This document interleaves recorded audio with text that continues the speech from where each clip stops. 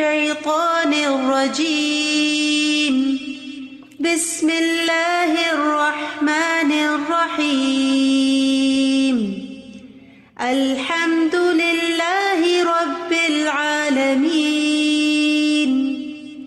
الرحمن الرحيم مالك يوم الدين إياك نعبد وإياك نستعين اهدنا الصراط المستقيم صراط الذين أنعمت عليهم غير المغضوب عليهم ولا الضالين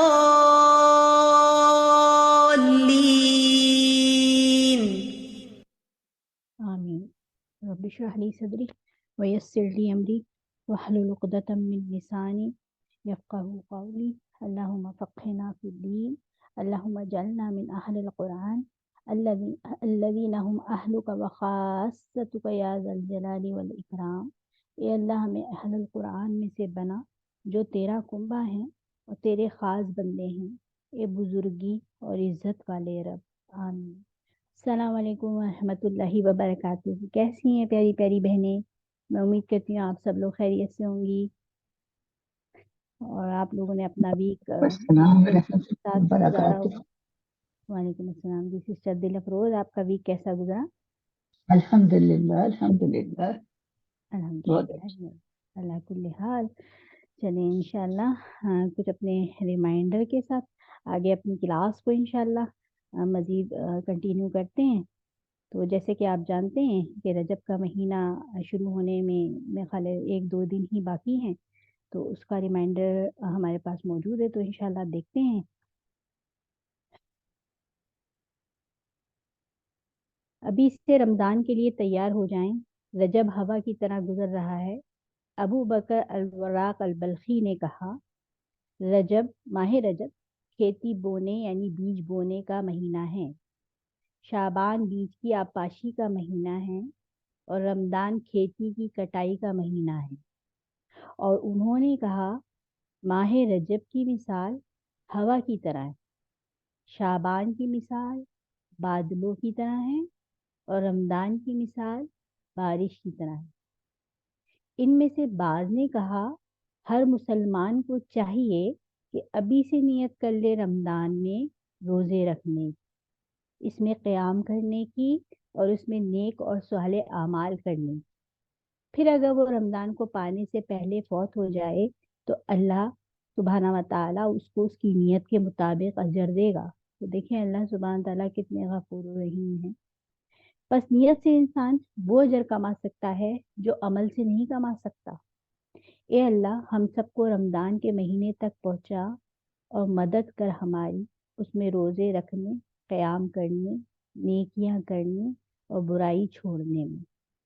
تو بس نیت سے انسان وہ اجر کما سکتا ہے جو عمل سے نہیں کما سکتا۔ عمل تو امپورٹنٹ ہے ہی، لیکن اگر عمل کیا اور نیت خالص نہ ہوئی تو کیا وہ عمل قابل قبول ہوگا؟ تو موسٹ امپورٹنٹ تھنگ ہماری کیا ہے؟ اپنی نیت کو لوجہ اللہ کرنا ہے، ہر کام اللہ سبحانہ و تعالیٰ کی خاطر اور اخلاص سے۔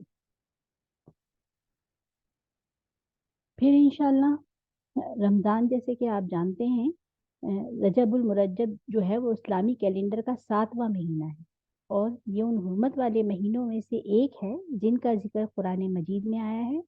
دینی معلومات سے عمومی لا علمی کی وجہ سے بہت سے ایسے اعمال اس ماہ میں وابستہ کر دیے گئے ہیں جن کی دین اسلام میں کوئی حقیقت نہیں۔ تو حرمت والا مہینہ ہونے کے ناطے ہمیں جن باتوں کا خیال رکھنا چاہیے ان کو جاننا اور دوسروں کو ان کے متعلق آگاہ کرنا بھی ضروری ہے۔ حضرت عبداللہ بن عباس رضی اللہ تعالیٰ عنہما نے فرمایا، اللہ تعالیٰ نے بعض مہینوں کو فضیلت دی کہ انہیں محترم بنایا ہے، ان مہینوں کی حرمت عظیم ہے، ان میں گناہ کرنا بھی عظیم ہے، اور ان میں کی جانے والی نیکیاں بھی عظیم ہیں۔ لطائف المعارف۔ تو ہمیں سب سے زیادہ کوشش کرنی ہے، یہ مہینہ عظیم ہے تو ہمیں خوب خوب اپنی نیکیاں اس میں کر کے عظیم بننا۔ یاد رہیں ہم ایک حرمت والے مہینے میں داخل ہو رہے ہیں تو اپنے لیے خوب خوب پلاننگ کرنی ہے تاکہ ہم اس پلاننگ سے رمضان کے لیے تیار ہو سکیں. اور شعبان کی مثال جیسے کہ آپ کو پتہ ہے بادلوں کی طرح ہے اور رمضان کی مثال بارش کی طرح ہے.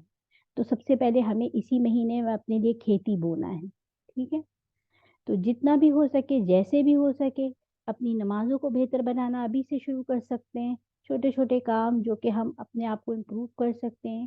ٹھیک ہے، اور جیسے کہ میں نے پہلے بھی مینشن کیا تھا قرآن اور نماز، ہمارا نماز کے ساتھ قرآن کتنا زیادہ گہرا تعلق ہے نماز اور قرآن کا. جب تک ہمیں قرآن اچھی طرح یاد نہیں ہوگا، میمورائز نہیں ہوگا، ہم نماز میں کیسے پڑھ سکیں گے.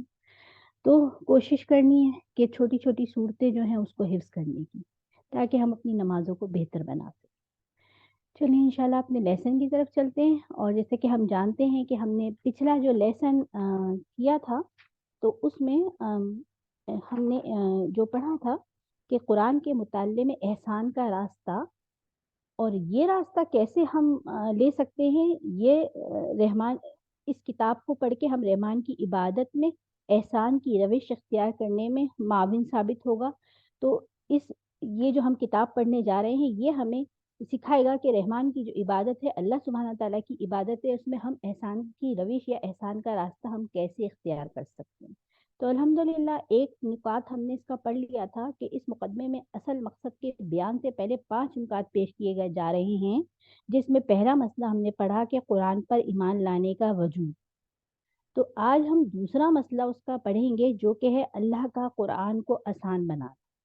ٹھیک ہے، تو انشاءاللہ آ جائیے. استاذہ فتح ہاشمی کے ساتھ آپ سب لوگوں کے ساتھ PDF کو گروپ میں شیئر کر دیا گیا ہے، تو کائنڈلی آپ اس PDF کو بھی ساتھ میں کھولیں گے تاکہ آپ، کیونکہ یہ ایک عربی بک ہے تو تھوڑا سا اتنی بھی مشکل نہیں ہے الحمدللہ. جس طرح استاذہ نے پڑھایا ہے سب کے لیے آسان ہے، لیکن اس PDF کو کھول کے آپ مزید اور اپنے عربی کو اردو کے ساتھ دیکھ کے سمجھ سکتے ہیں. ٹھیک ہے، ورنہ جو تعلیم القرآن اور صوت القرآن کے اسٹوڈنٹ ہیں تو ان کو تو ویسے ہی عربی کتنی زیادہ سمجھ میں آتی جا رہی ہوگی کہ ان کے لیے اتنی زیادہ مشکل نہیں ہے. لیکن جو نیو کمرز ہیں وہ اپنا PDF جو ہے وہ ضرور کھول کے رکھیں. چلیں بسم اللہ کرتے ہیں.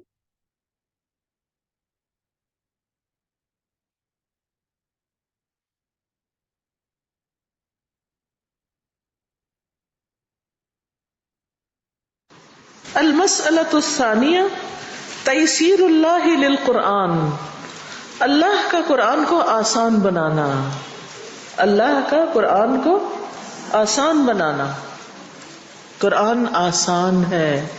کیا مسئلہ ہے یہ؟ قرآن آسان ہے، یعنی اس پر ایمان لانا کہ قرآن آسان ہے. لما کان من الواجب الایمان بالقرآن، جب قرآن پر ایمان لانا واجب قرار پایا، یسر اللہ علی خلقہ تناولہ لفظا و معنی، تو اللہ تعالیٰ نے اس کو حاصل کرنا آسان کر دیا، لفظی اعتبار سے بھی اور معنوی اعتبار سے بھی. اس کے لفظ اور معنی دونوں کو آسان کیا. فہو القائل سبحانہ، تو اللہ سبحانہ تعالیٰ کا فرمان ہے، وَلَقَدْ يَسَّرْنَا الْقُرْآنَ لِلذِّكْرِ فَهَلْ مِن مُدَّكِرٍ، اور البتہ تحقیق ہم نے قرآن کو نصیحت کے لیے، سبق حاصل کرنے کے لیے آسان کر دیا، تو کیا ہے کوئی جو نصیحت حاصل کرے؟ تو یہ بھی ایمان کا ایک حصہ ہے. کیا حصہ ہے ایمان کا؟ کہ قرآن نصیحت کے لیے آسان بنایا گیا ہے، لفظوں کے اعتبار سے بھی، معنی کے اعتبار سے بھی. وَلَقَدْ يَسَّرْنَا الْقُرْآنَ لِلذِّكْرِ فَهَلْ مِن مُدَّكِرٍ وَلَقَدْ يَسَّرْنَا الْقُرْآنَ لِلذِّكْرِ فَهَلْ مِن مُدَّكِرٍ وَلَقَدْ يَسَّرْنَا الْقُرْآنَ لِلذِّكْرِ فَهَلْ مِن مُدَّكِرٍ. ایک بار اور، کیونکہ قرآن میں یہ آیت 4 بار ریپیٹ ہوئی ہے. وَلَقَدْ يَسَّرْنَا الْقُرْآنَ لِلذِّكْرِ فَهَلْ مِن مُدَّكِرٍ. اس بات پر یقین لانا ضروری ہے، یقین کرنا ضروری ہے کہ یہ آسان ہے. اللہ نے اس کا سمجھنا مشکل نہیں رکھا. ایک عام بندے کو اور ایک خاص بندے سب کو سمجھ آنے والی کتاب. یہ باتیں اللہ نے اپنے بندوں کے لیے بھیجی. پھر یہ کیسے ہو سکتا تھا کہ بندے ہی نہ سمجھے اور صرف مخلوق میں سے چند لوگ ہی سمجھیں اس کو؟ ای یعنی وَلَقَدْ يَسَّرْنَا وَسَهَّلْنَا هَذَا الْقُرْآنَ الْكَرِيمَ أَلْفَاظَهُ لِلْحِفْظِ وَالْأَدَاءِ وَمَعَانِيهِ لِلْفَهْمِ وَالْعِلْمِ. یعنی ہم نے اس کو آسان کر دیا، سہل کر دیا اس قرآن کریم کو، اس کے الفاظ کو حفظ اور ادا کرنے کے لیے، وَمَعَانِيهِ لِلْفَهْمِ اور اس کے معنی کو فہم، والعلم اور علم کے لیے. الفاظ آسان ہے کس کے لیے؟ حفظ اور ادائیگی کے لیے. معنی آسان ہے کس کے لیے؟ فہم اور علم کے لیے. لِأَنَّهُ أَحْسَنُ الْكَلَامِ لَفْظًا، کیونکہ یہ الفاظ کے اعتبار سے سب کلاموں میں سے بہترین ہے. وَأَصْدَقُهُ مَعْنًا اور معنی کے لحاظ سے سب سے زیادہ سچا. وَأَبْيَنُهُ تَفْسِيرًا اور تفسیر کے اعتبار سے سب سے واضح. فَكُلُّ مَنْ أَقْبَلَ عَلَيْهِ تو جو کوئی بھی اس کی طرف متوجہ ہوگا، یسر اللہ علیہ مطلوبہ اللہ اس کا مطلوب اس کے لیے آسان کر دے گا، اس کا مقصد آسان بنا دے گا. غایت التیسیر انتہا درجے کی آسانی. وسہلہ علیہ اور اس کو اس پر سہل کر دے گا، آسان کر دے گا. یعنی جو بھی اس کی طرف متوجہ ہوا، جس نے بھی اس کے ساتھ وقت لگایا، محنت کی، اللہ تعالیٰ نے اس کے لیے اس کے مقصد کو آسان کر دیا، وہ مطلوب اور مقصود اس میں سے اس کو عطا کر دیا. وَلِهَذَا كَانَ عِلْمُ الْقُرْآنِ حِفْظًا وَتَفْسِيرًا أَسْهَلَ الْعُلُومِ اسی لیے قرآن کا علم خواہ حفظ کے اعتبار سے ہو یا تفسیر کے اعتبار سے سارے علوم میں سے آسان ہے. کسی کتاب کو حفظ کرنا آسان نہیں، اور دنیاوی علوم کی کتنی کتابیں ایسی ہیں جن کو انسان خود پڑھ کے کچھ بھی نہیں سمجھ سکتا. وَأَجَلَّهَا عَلَى الْإِطْلَاقِ اور مطلق طور پر ایبسولوٹلی تمام علوم سے زیادہ جلیل القدر ہے، بڑا ہے. وَهُوَ الْعِلْمُ النَّافِعُ اور وہ علم نافع ہے. الَّذِي إِذَا طَلَبَهُ الْعَبْدُ أُعِينَ عَلَيْهِ جب بندہ اس کو طلب کرتا ہے تو اس کی مدد کی جاتی ہے. یہ ایسا علم نافع ہے کہ جب بندہ اس علم کو طلب کرتا ہے، سیکھنا چاہتا ہے، تو اللہ تعالیٰ اس کے لیے آسانی پیدا کر دیتا ہے. قال بعض السلف عند هذه الآية اس آیت کے بارے میں بعض اسلاف نے کہا، هل من طالب علم فيعان عليه کیا ہے کوئی اس کا طالب علم جس کی مدد کی جائے؟ یعنی اس قرآن کے علم کو چاہنے والا، طلب کرنے والا ہے کوئی کہ اس کو مدد دی جائے اس کے علم حاصل کرنے پر. وَلِهَذَا يَدْعُ اللَّهَ عِبَادَهُ إِلَى الْإِقْبَالِ عَلَيْهِ وَالتَّذَكُّرِ اسی لیے اللہ سبحانہ وتعالی دعوت دیتا ہے اپنے بندوں کو اس کی طرف متوجہ ہونے کی اور اس سے نصیحت حاصل کرنے کی. بِقَوْلِهِ اپنے اس فرمان کے ساتھ، فَهَلْ مِن مُدَّكِرٍ تو کیا ہے کوئی نصیحت حاصل کرنے والا. وقد ذکر المفسرون رحمهم اللہ عدۃ اوجہ فی معنی قولہ تعالی اور مفسرون رحمهم اللہ نے اللہ تعالیٰ کے اس قول کے کئی معنی بیان کیے ہیں. فہل من مدکر کے فہی کالتالی جو کہ مدرجہ ذیل ہیں. یعنی مفسرین نے اللہ تعالیٰ کے اس فرمان فہل من مدکر کے معنی جو ہیں ان کے کئی پہلو بیان کیے، ان کو کئی طرح ایکسپلین کیا ہے.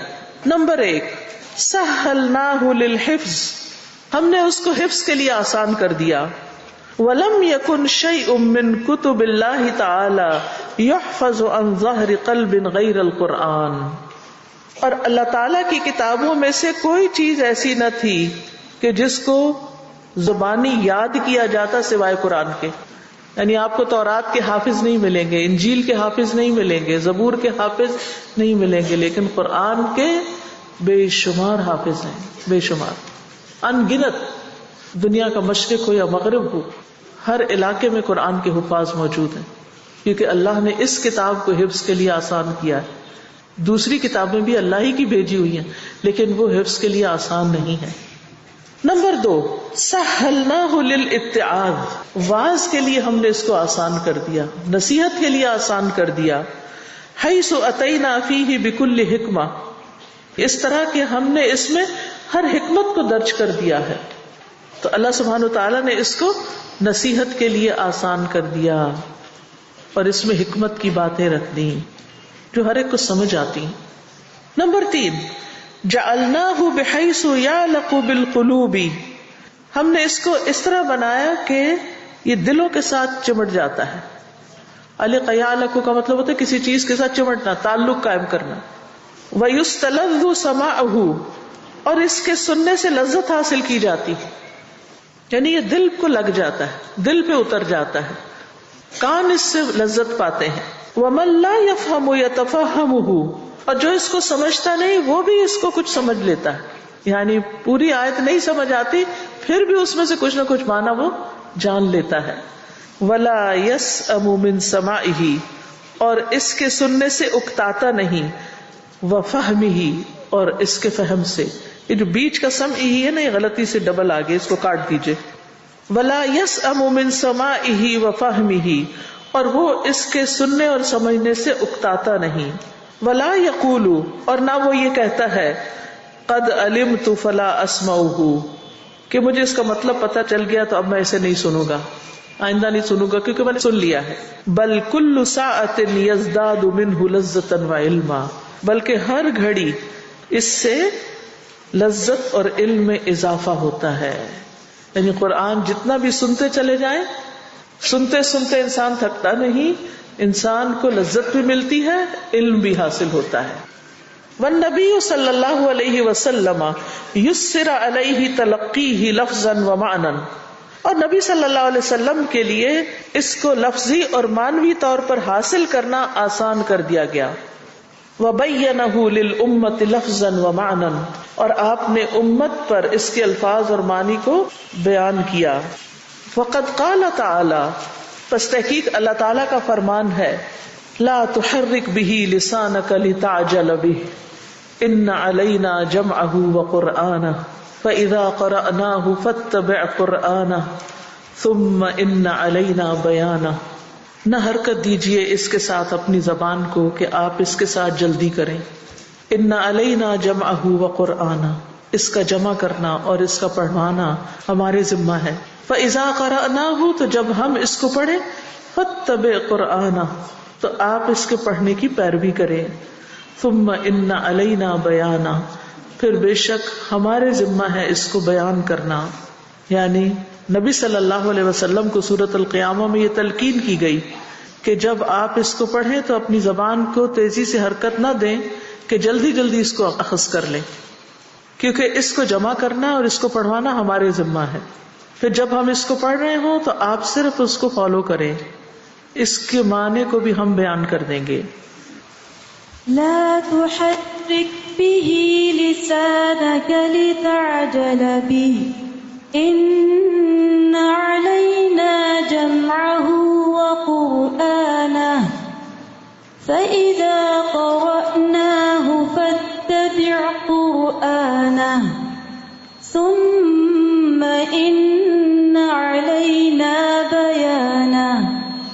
اس آیت کی تفسیر میں ابن کثیر کہتے ہیں، یقول ابن کثیر هذا تعلیم من اللہ عز وجل لرسولہ صلی اللہ علیہ وسلم، یہ تعلیم ہے اللہ تعالیٰ کی طرف سے رسول اللہ صلی اللہ علیہ وسلم کے لیے، فی کیفیت تلقیہ الوحی من الملک، فرشتے سے وحی اخذ کرنے کی کیفیت کے بارے میں کہ آپ فرشتے سے کیسے حاصل کریں، کیسے سیکھیں.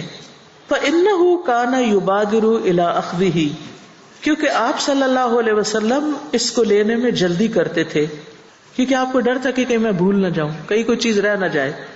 وَيُسَابِقُ الْمَلَكَ فِي قِرَاءَتِهِ، اور سبقت لے جاتے تھے فرشتے سے اس کی قرات میں، یعنی جبریل امین سے پہلے ہی آگے آپ پڑھ لیتے تھے اس کو. فَأَمَرَهُ اللَّهُ عَزَّ وَجَلَّ، تو اللہ عز و جل نے آپ کو حکم دیا، اِذَا جَاءَهُ الْمَلَكُ بِالْوَحْيِ أَن يَسْتَمِعَ لَهُ، کہ جب فرشتہ آپ کے پاس وحی لائے تو آپ اس کو غور سے سنیں. تو سیکھنے کے لیے سب سے پہلا کام کیا ہوتا ہے؟ غور سے سننا، توجہ سے سننا کہ کہا کیا جا رہا ہے. وَتَكَفَّلَ لَهُ أَن يَجْمَعَهُ فِي صَدْرِهِ، اور ضمانت دی اس بات کی کہ اللہ تعالیٰ اس قرآن کو آپ کے سینے میں جمع کر دے گا، یعنی آپ کے سینے میں یہ محفوظ ہو جائے گا. وَأَن يُيَسِّرَهُ لِأَدَائِهِ عَلَى الْوَجْهِ الَّذِي أَلْقَاهُ إِلَيْهِ، اور یہ کہ اللہ تعالیٰ اس کو اس کی ادائیگی کے لیے آسان کر دے گا اسی طریقے پر جس طریقے پر یہ آپ پہ ڈالا گیا ہے، آپ کو دیا گیا ہے، یعنی اس کی ادائیگی بھی آسان ہوگی. وَأَن يُبَيِّنَهُ لَهُ وَيُفَسِّرَهُ وَيُوَضِّحَهُ، اور یہ کہ اللہ تعالیٰ اس کو آپ کے لیے بیان کر دے گا، ظاہر کر دے گا. وَيُفَسِّرَهُ، اور اس کی تفسیر بھی کر دے گا، کھول کے بیان کر دے گا. وَيُوَضِّحَهُ، اور اس کی وضاحت بھی کر دے گا، یعنی آپ پر اس کے معنی کا القاء کر دے گا. فَالْحَالَةُ الْأُولَى جَمْعُهُ فِي صَدْرِهِ وَالثَّانِيَةُ تِلَاوَتُهُ وَالثَّالِثَةُ تَفْسِيرُهُ وَإِيضَاحُ مَعْنَاهُ. تو پہلی حالت کیا ہے؟ اس کو سینے میں جمع کرنا، اس کا حفظ. دوسری کیا ہے؟ اس کی تلاوت. اور تیسری کیا ہے؟ اس کی تفسیر اور اس کے معنی کی وضاحت. تو آپ دیکھیے کہ کس طرح نبی صلی اللہ علیہ وسلم کو کیا سٹیپس تھے جس کے ساتھ قرآن دیا گیا. پہلی چیز جو دی گئی وہ کیا ہے؟ سینے میں محفوظ کرنا. اس لیے قرآن کو سمجھنے کے لیے سب سے پہلی چیز کیا ہے کہ اس کو انسان یاد کرے. دوسری چیز کیا ہے؟ اس کو پڑھنا آتا ہو. اور تیسری چیز یہ ہے کہ پھر اس کا معنی بھی آتا ہو اور اس کی تفسیر بھی آتی ہو. اتنے گہرے معنی نکال کے لائے ہیں یہ آیات سے. تو اللہ تعالیٰ نے یہ تینوں چیزیں آپ کے لیے آسان کر دی. آپ کے سینے میں محفوظ کرنا بھی، اس کی تلاوت کرنا بھی اور اس کی تفسیر کرنا بھی، سب کا سب آسان کر دیا گیا. وَلِهَذَا قَالَ، اسی لیے فرمایا لَا تُحَرِّكْ بِهِ لِسَانَكَ لِتَعْجَلَ بِهِ، آپ اس کے ساتھ اپنی زبان کو حرکت نہ دیجیے تاکہ آپ اس کو جلدی یاد کریں. ای بالقرآن، یعنی قرآن کے ساتھ. کما قال، جس طرح اللہ تعالیٰ نے فرمایا فَتَعَالَى اللَّهُ الْمَلِكُ الْحَقُّ، تو بہت بلند ہے اللہ جو حقیقی بادشاہ ہے. وَلَا تَعْجَلْ بِالْقُرْآنِ مِنْ قَبْلِ أَن يُقْضَى إِلَيْكَ وَحْيُهُ، اور جلدی نہ کیجیے قرآن پڑھنے میں اس سے پہلے کہ آپ تک وحی پوری کی جائے، یعنی اس سے پہلے کہ آپ کی طرف وحی پوری کی جائے اس کے پڑھنے میں جلدی نہ کریں. وَقُلْ رَبِّ زِدْنِي عِلْمًا، اور کہیے اے میرے رب میرے علم میں اضافہ فرما. فَتَعَالَى اللَّهُ الْمَلِكُ الْحَقُّ وَلَا تَعْجَلْ بِالْقُرْآنِ مِنْ قَبْلِ أَنْ يُقْضَى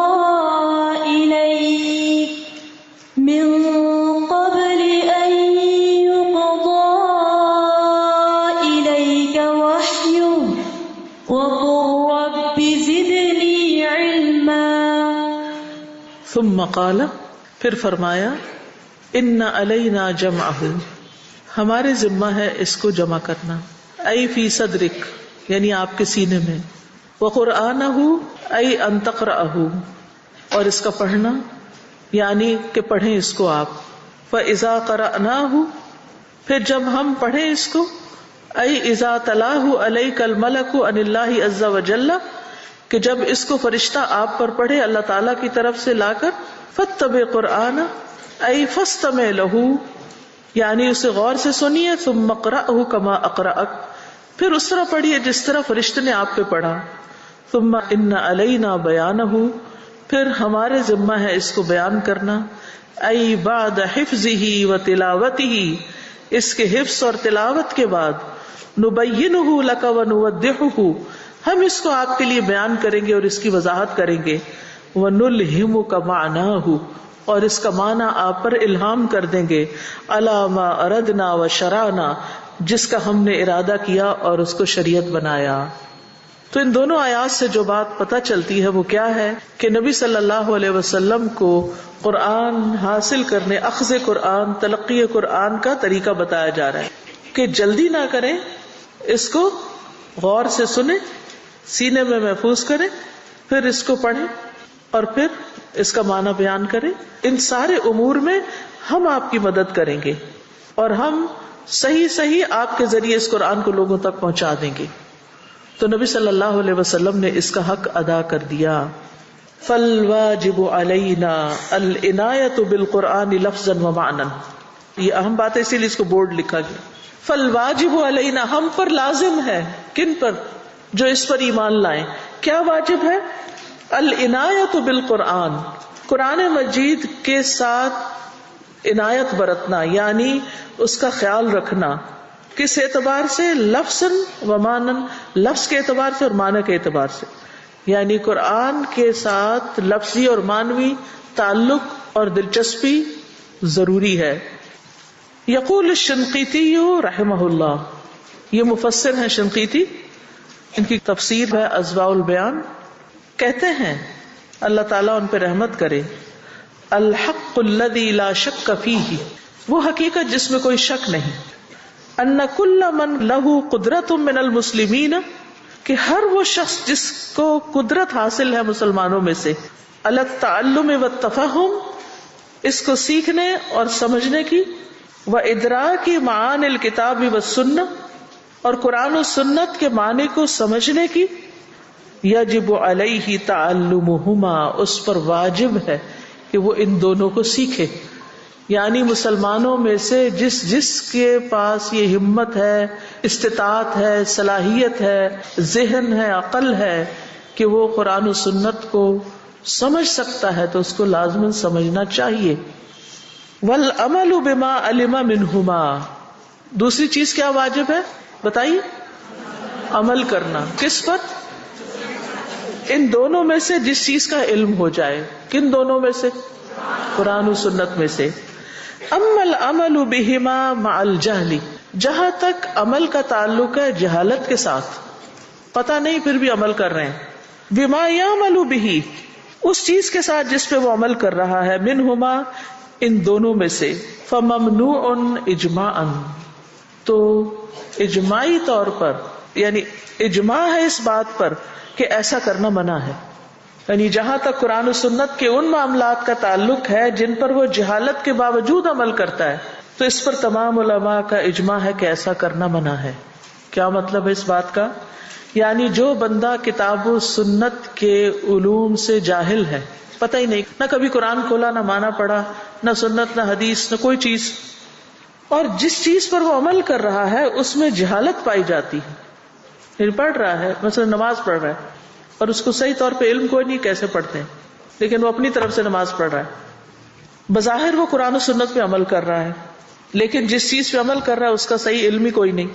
تو لا علم ہو کر عمل کرنا ممنوع ہے، کیونکہ لا علمی کے ساتھ انسان جو کام کرتا ہے وہ صحیح ہونے کی بجائے کیا ہو جاتا ہے؟ غلط ہو جاتا ہے.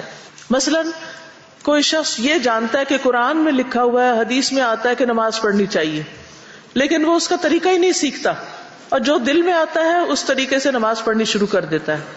جیسے بعض لوگوں نے اس طرح کے معنی نکالے بھی ہیں کہ قرآن میں آتا ہے کہ نماز پڑھو، یعنی اقیم الصلاۃ، نماز قائم کرو، تو صلاۃ کا مطلب ہوتا ہے پریئر. تو اب کیا کرو؟ کہیں بھی بیٹھ کے دعائیں کر لو، نماز ہو جائے گی. تو کیا اس کا یہ معنی نکالا جا سکتا ہے؟ کیوں؟ ڈکشنری میں تو لکھا ہوا ہے صلاۃ پریئر کو کہتے ہیں. اور انگریزی میں آپ لوگ نماز کے لیے کیا لفظ استعمال کرتے ہیں؟ پریئر. تو پریئر آپ کہیں بھی کر لیں، آفس کی کرسی پہ بیٹھے بیٹھے آپ کچھ دعائیں مانگ لیں، نماز ہو گئی. کیا خیال ہے؟ سنت سے ثابت نہیں، کیونکہ اس نے وہ احادیث نہ پڑھی، نہ سمجھی، نہ ان پر ایمان لایا اور نہ ان کے مطابق عمل کیا. تو جو شخص صرف سنی سنائی باتوں پہ یا اپنے من مانے طریقوں سے دین کو انٹرپریٹ کرتا ہے، وہ بھی ایک طرح کا جاہل ہے، کیونکہ اس نے وہ مطلوب ہی نہیں پایا جو اس آیت کا مطلوب تھا یا اس حکم کا اصل مطالبہ تھا کہ کیا کرو. اسی طرح زکوٰۃ ہے، اسی طرح میراث ہے، اسی طرح بہت سے احکامات ہیں، سارے احکامات اس میں آتے ہیں. تو ہر مسلمان پر علم سیکھنا لازم ہے، خاص طور پر ان چیزوں کا جس پر عمل فرائض کا درجہ رکھتا ہے، اس کے دلائل بھی حاصل کرنے چاہیے. قال تعالی ان الذین یتلون کتاب اللہ، بے شک وہ لوگ جو اللہ کی کتاب کی تلاوت کرتے ہیں، پڑھتے ہیں، وَأَقَامُوا الصَّلَاةَ، اور نماز قائم کرتے ہیں، وَأَنفَقُوا مِمَّا رَزَقْنَاهُمْ سِرًّا وَعَلَانِيَةً، اور اس میں سے خرچ کرتے ہیں جو ہم نے ان کو عطا کیا ہے، چھپے بھی اور کھلے بھی. يَرْجُونَ تِجَارَةً لَن تَبُورَ، وہ ایسی تجارت کی امید رکھتے ہیں جو کبھی برباد نہ ہوگی. لیوفیہم اجورہم، تاکہ وہ ان کو ان کے اجر پورے پورے دے. ویزیدہم من فضلہ، اور ان کو اپنے فضل سے اور زیادہ عطا کرے. انہ غفور شکور، بے شک وہ بے حد بخشنے والا نہایت قدردان ہے. بے شک جو لوگ اللہ کی کتاب پڑھتے ہیں، نماز قائم کرتے ہیں، اور جو کچھ ہم نے انہیں دیا اس میں سے پوشیدہ اور ظاہر خرچ کرتے ہیں، وہ ایسی تجارت کی امید رکھتے ہیں جو کبھی برباد نہ ہوگی، تاکہ وہ انہیں ان کے پورے پورے اجر دے اور اپنے فضل سے انہیں زیادہ بھی دے. بے شک وہ بے حد بخشنے والا نہایت قدردان ہے. ان الذين يتلون كتاب الله وأقاموا الصلاة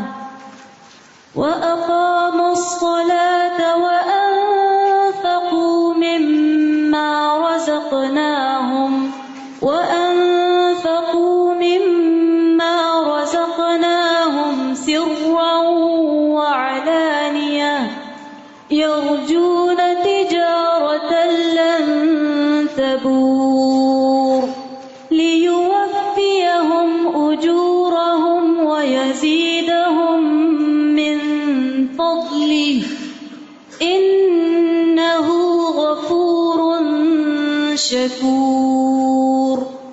یقول السعدی رحمہ اللہ، سعدی رحمۃ اللہ علیہ کہتے ہیں، ان کی تفسیر ہے، تفسیر سعدی کے نام سے مشہور ہے، ان الذین یتلون کتاب اللہ، بے شک جو لوگ اللہ کی کتاب پڑھتے ہیں، تلاوت کرتے ہیں. ای یعنی کیا معنی ہے یتلون کا؟ اب یہ سارے نیچے معنی دیے ہوئے ہیں یتلون کے. ہم تو اردو میں صرف ایک ترجمہ کر دیتے ہیں، کیا؟ تلاوت کرتے ہیں. تلاوت کیا ہے کوئی پتہ نہیں، بس پڑھتے ہیں. وہ کہتے ہیں ای یتبعونہ، یعنی اس کی پیروی کرتے ہیں. تلاوت کا معنی کیا ہے؟ پیروی.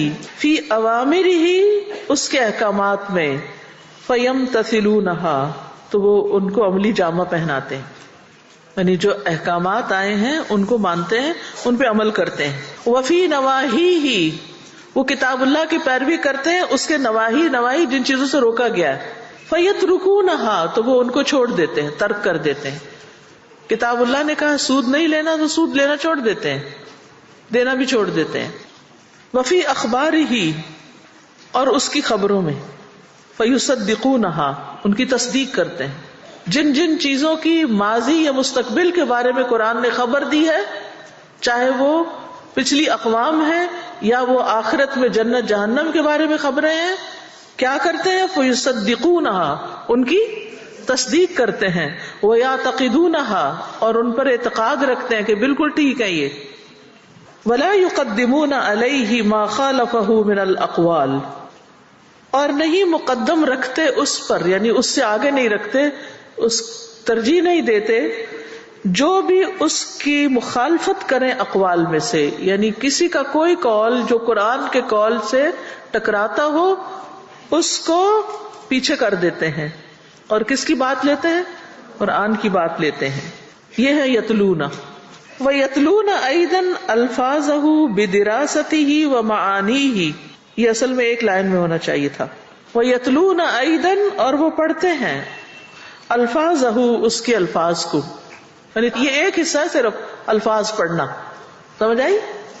بِدِرَاسَتِهِ، ان کو پڑھ کر، وَمَعَانِيهِ، اور اس کے معنی جان کر، بِتَتَبُّعِهَا، اس کو پرسو کر کے، اس میں غور کر کے، وَاسْتِخْرَاجِهَا، اور اس میں سے احکام نکال کے، اس کا فہم حاصل کر کے، اس میں سے احکام ڈیڈیوس کر کے یا ایکسٹریکٹ کر کے. استخراج ہوتا، آپ نے سے منطق پڑھا ہے کسی نے؟ منطق، لاجک جو ہوتا ہے دو طرح کا ہوتا ہے نا، ایک استقرائی ہوتا ہے اور ایک استخراجی ہوتا ہے. تو استخراجی ہوتا ہے ڈیڈکٹیو لاجک، تو کسی چیز میں سے کچھ ڈیڈیوس کرنا، یعنی جب اس کے الفاظ کو پڑھتے ہیں تو اس کے معنی کو بھی پڑھتے ہیں اور اس میں غور و خوض کرتے ہیں، اور پھر اس میں سے مطلب اخذ کرتے ہیں، یعنی اس کے معنی میں غور و خوض کرتے ہیں، اور فہم کے حصول کے لیے تلاوت کرتے ہیں. ہماری اکثریت کیا کرتی؟ فہم کے حصول کے لیے تلاوت ہوتی ہے، یہ تو کانسیپٹ ہی نہیں ہے. تو یہ جو اوپر کہا گیا نا ان الذین یتلون کتاب اللہ، اس کو صرف اس کے لمیٹڈ معنی میں نہ لیں کہ ہم تلاوت کرتے ہیں. روز صبح ہم تلاوت کرتے ہیں. کیا تلاوت کرتے ہیں؟ اس میں سے کوئی ایک حکم بھی سمجھتے ہیں, جانتے ہیں, مانتے ہیں اس کو, اس میں غور و فکر کرتے ہیں, تدبر کرتے ہیں؟ یہ تو ہماری زندگی کا حصہ ہی نہیں, ہماری پرائرٹی ہی نہیں. یہ کام تو ہمیں کسی نے نہ بتایا, نہ سوچا, نہ سمجھا خود. یہ تو اللہ کا فضل ہے کہ اس نے ہم سب پر اپنا فضل کیا, اپنی رحمت کی, اور ہمیں اس کتاب سے جوڑ دیا کہ ہم کچھ نہ کچھ اس کے معنی جاننے کی کوشش کر رہے ہیں, کچھ نہ کچھ اس کی ڈیٹیل جانتے ہیں, کچھ اس کو سمجھتے ہیں. حالانکہ یہ ہماری ان کاموں میں سے ہونا چاہیے تھا جو باقی سب کاموں پر پرائرٹی رکھتے ہیں. ساری تعلیم پر, جتنی بھی ہم دنیا کی تعلیم حاصل کرتے ہیں, اس سب سے پہلے یا اس سب پر مقدم ہونی چاہیے یہ, ہمارے لیے بھی اور ہماری اولادوں کے لیے, ہمارے بچوں کے لیے بھی. اور آپ کو اللہ نے اگر علم دیا ہے نا, اور آپ کو طریقہ سکھایا, یا کم از کم مختصر مفہوم ہی سمجھا دیا قرآن کیا کہتا ہے, تو اپنے بچوں کو, اپنے آس پاس کے لوگوں کو ساتھ لے کے بیٹھیں. یہ نہ دیکھتے رہا کرے کون سا اسلامی اسکول ہو تو وہاں قرآن بھی پڑھا دے کوئی, تو میں وہاں بچہ داخل کر دوں تاکہ میری سے ذمہ داری ہٹ جائے, میں کہوں میں نے فرض پورا کر دیا, یا کوئی مدرسہ اس میں داخل کر دوں, یا کوئی ٹیوٹر گھر پہ لگا لوں. اب آپ کو اللہ نے یہ علم دیا ہے نا, آپ خود اپنے بچوں کو لے کے بیٹھے, چاہے چھوٹے ہیں یا بڑے ہیں, تو آپ دیکھیے گھر میں کیسی برکت آتی. یہ ایسی تجارت ہے جس میں کوئی نقصان ہی نہیں. قال سبحانہ, اللہ تعالیٰ کا فرمان ہے, وَهَذَا ذِكْرٌ مُبَارَكٌ أَنزَلْنَاهُ أَفَأَنْتُمْ لَهُ مُنْكِرُونَ. یہ مبارک ذکر ہے, ہم نے اس کو اتارا ہے, کیا تم اس کا انکار کرو گے, اس کو نہیں مانتے؟ وَهَذَا ذِكْرٌ مُبَارَكٌ أَنزَلْنَاهُ أَفَأَنْتُمْ لَهُ مُنْكِرُونَ. کیا سمجھ میں آیا؟ قرآن کو فہم کے ساتھ پڑھنا ہے اور اس پہ عمل کرنا. جزاک اللہ خیر. اور کیا سمجھ میں آیا؟ قرآن پر ایمان لانے کا اور کیا مطلب ہے کہ اس کو کیا سمجھا جائے کہ سمجھنے کے لیے آسان ہے. کس اعتبار سے سمجھنے کے لیے؟ لفظاً اور معنن دونوں اعتبار سے. اور اس کی مثال کیا ہے؟ اللہ سبحانہ و تعالیٰ نے نبی صلی اللہ علیہ وسلم کو جب قرآن دیا تو اس کا کیا کیا آسان کیا؟ اس کا حفظ آسان کیا, اس کی تلاوت آسان کی, اس کے معنی کو آسان کیا, فہم کو آسان کیا. ابن عباس کہتے ہیں کہ اگر اللہ نے اس قرآن کو آسان نہ کیا ہوتا تو کوئی بھی رحمان کے کلام کو نہ پڑھ سکتا. وَلَقَدْ يَسَّرْنَا الْقُرْآنَ لِلذِّكْرِ فَهَلْ مِن مُدَّكِرٍ, اور بلا شبہ یقیناً ہم نے قرآن کو نصیحت کے لیے آسان کر دیا, تو کیا ہے کوئی جو نصیحت حاصل کرے؟ راضا میں یہ کہہ رہی تھی کہ ہمارے ہاں جو یہ مسکنسیپشن ہے کہ قرآن مشکل ہے, اور کتنا زیادہ یہ مشہور ہے, اور اس کو مشکل ترین کتاب ہی سمجھا جاتا ہے. جو قرآن پڑھ لے یا قرآن سمجھ لے تو اس کی طرف دیکھا ہی ایسے جاتا ہے کہ آپ نے کتنا بڑا کام کر دیا ہے, مشکل کام کر دیا ہے. تو یہی چیز بعض اوقات ہم الہدا میں بھی دیکھتے ہیں کہ ترجمہ یاد کرنا یا مشکل کی جو ایک گردان سی ہوتی ہے نا, وہ ہمیں یہ اپنی مینٹل بلاک دور کرنے کی ضرورت ہے کہ یہ تو بہت آسان ہے. اور یہ مشکل والی مسکنسیپشن نے دین کا کتنا نقصان کیا ہے. ادھر مطلب تجوید بھی ہو تو اس کے بارے میں بھی یہ ہو جاتا ہے کہ بہت مشکل ہے, ہمارا لہجہ کب کا بنا ہوا ہے, ہم سے نہیں چینج ہو رہا. تو یہ تو ایک سب سے پہلے یہ بات اپنے ذہن میں بٹھانے والی ہے کہ کتنا آسان ہے کہ اس کو اگر یہ اس کی اصل اس کا طریقہ زبان پہ چڑھ جائے تو اس کو پڑھنا بہت زیادہ آسان ہو جاتا ہے. جی ہاں, اور ضرورت بس توجہ کی ہے, اور اس پر ایمان لانے کی ہے, اور اس پر یقین کرنے کی ہے کہ اللہ نے اس کو آسان کیا ہے. مشکل میرے اندر ہے, قرآن میں نہیں ہے. جو اس کو مطلوب ہوگا قرآن کے لیے آسان ہوگا. جی ہاں, جو اس کو طلب کرے گا. فَهَلْ مِن طَالِبِ عِلْمٍ يُعَانُ عَلَيْهِ. اس میں جیسے آتا ہے کہ نبی صلی اللہ علیہ وسلم جب وحی آتی تھی تو تیزی سے پڑھتے تھے اور جبرائیل علیہ السلام سے آگے. تو میں یہ سوچ رہی تھی کہ وحی تو وہ نازل کر رہے ہیں ابھی, تو جو ابھی بعض نازل نہیں ہوئے تو وہ نبی صلی اللہ علیہ وسلم جیسے دوبارہ پڑھے جاتے ہیں اس میں وہ جی ریپیٹ کیا جاتا ہے. السلام علیکم استاذہ. وعلیکم السلام. استاذہ میرا ایک کوشچن تھا کہ جیسے قرآن کے جو احکامات ہوتے ہیں وہ خصوصی حضور پاک صلی اللہ علیہ وسلم کے لیے ہوتے ہیں اور عمومی ہمارے لیے بھی وہ ہوتے ہیں. تو جیسے یہ آیت جو ہے سورۃ القیامہ کی जमअहु व कुरआनहु और फिर बयाना, मतलब ये 3 स्टेप्स हैं ना जिसमें कुरान में, लेकिन हम अमूमन उल्टा कर रहे होते हैं। हम पहले हिफ्ज़ नहीं करते, जैसे हम पहले तफसीर सीखते हैं, फिर हम तर्जुमा सीखते हैं, फिर तफसीर और तर्जुमा साथ सीखते हैं और फिर हम हिफ्ज़ करना शुरू करते हैं। तो क्या यही स्पेसिफिक तरतीब होनी चाहिए कुरान की? जो मैसर हो, यानी उस्ताद पर है ना कि आपके पास क्या मैसर है, क्या फैसिलिटी है। अस्सलाम वालेकुम। वालेकुम। आपका मैंने एक दफ़ा एक सवाल का जवाब सुना था, अपने बच्चों के लिए हम क्या करें, तो उसी हवाले से अभी भी जो आपने बात की, तो मैंने कुछ अरसे से मेरे बच्चे जो हैं जो दुनियावी तालीम तो बज़ाहिर मुकम्मल कर चुके हैं, उनको मैं हफ्ते में 2 दफ़ा उनकी प्रायोरिटी का टाइम लेकर और उनको पढ़ाती हूँ, और अल्हम्दुलिल्लाह मैंने देखा है कि बहुत फ़र्क है, बहुत फ़र्क है। इंसान खुद पढ़ाए या बच्चे कहीं और से पढ़े, बहुत फ़र्क है अल्हम्दुलिल्लाह। अल्हम्दुलिल्लाह। कुरान पाक का इतना खूबसूरत इंट्रोडक्शन और बड़ा कॉम्प्रिहेंसिव एक मिला है आज। एक मरतबा कुछ नॉन मुस्लिम से मेरी बातचीत हो रही थी, तो वो कहते थे कि व्हाट इज दिस बुक, तो मैं सोच में पड़ गई कि इसका इंट्रोडक्शन कैसे कराऊं। तो अल्हम्दुलिल्लाह मुझे हमेशा ये फील होता था कि हमें एक बड़ा कॉम्प्रिहेंसिव सा इंट्रोडक्शन हम सब के पास होना चाहिए, और बहुत थोड़े अल्फाज में बिल्कुल एक आउटसाइडर और जिसका बिलीफ ही नहीं है तो वो उसको ज़रूर हमें प्रेजेंट करना आना चाहिए। और अल्हम्दुलिल्लाह आज वो जवाब मिल गया मुझे। अब घर जाकर आप इसको रिवाइज करेंगे और इसको शेयर भी करेंगे, ठीक है। सुब्हानक अल्लाहुम्मा व बिहम्दिका अशहदु अल्ला इलाहा इल्ला अंता अस्तगफिरुका व अतूबु इलैक। अस्सलामु अलैकुम व रहमतुल्लाहि व बरकातुहू।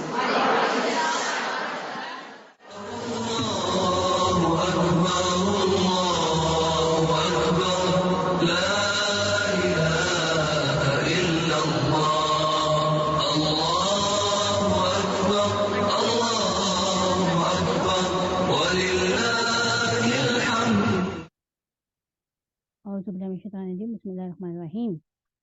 सुभान अल्लाह। काफ़ी कुछ लर्न किया है हमने इसके साथ कि अल्लाह सुब्हानहू व तआला ने किस तरह से कुरान को नसीहत हासिल करने के लिए हमारे लिए आसान बनाया है। तो सबसे पहले यानी हमने इस कुरान करीम के अल्फाज को कैसे हिफ्ज़ और अदा करने के लिए आसान, और फिर मायने को समझने और जानने के लिए आसान बनाया है, ठीक है। एक तो ये बात हमें समझ में आई, और फिर यही है कि ये कलाम सब कलामों में सबसे बेहतर है, मायने के लिहाज से भी और तफसीर के लिहाज से भी। अल्लाह सुब्हानहू तआला ने जो कुछ भी इसके अंदर रखा है वो सारा का सारा समझ में आने वाला है और सब आसान है कि नहीं।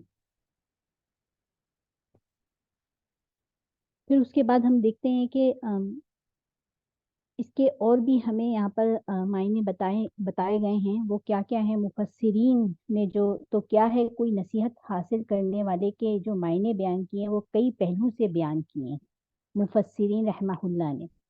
तो आप लोगों में से कौन बताएगा कि वो 3 मायने कौन कौन से थे।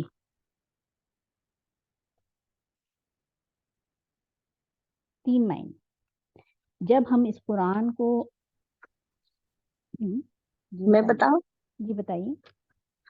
नंबर 1 हिफ्स के लिए आसान कर दिया जी, गुड माशाल्लाह। हिफ्स के लिए और आसान कर दूसरा दिया, वास के लिए आसान कर दिया, इसमें नसीहत हासिल करने के लिए आसान कर दिया, और हमने इसको ऐसा बनाया कि दिलों से चिमट गया और इसके सुनने से लज्जत हासिल होती है, उसकी समझ आती है, और वो सुनने से इंसान उकताता नहीं। तो इसका मतलब है सुनता रहूं और समझता रहूं, सुनते एंजॉय सुनते करता है थकता एवरी मोमेंट को, और सुभान अल्लाह उसको हर तरह से समझ में आता है, और और फिर ये कि हिफ्स के लिए आसान कर दिया है।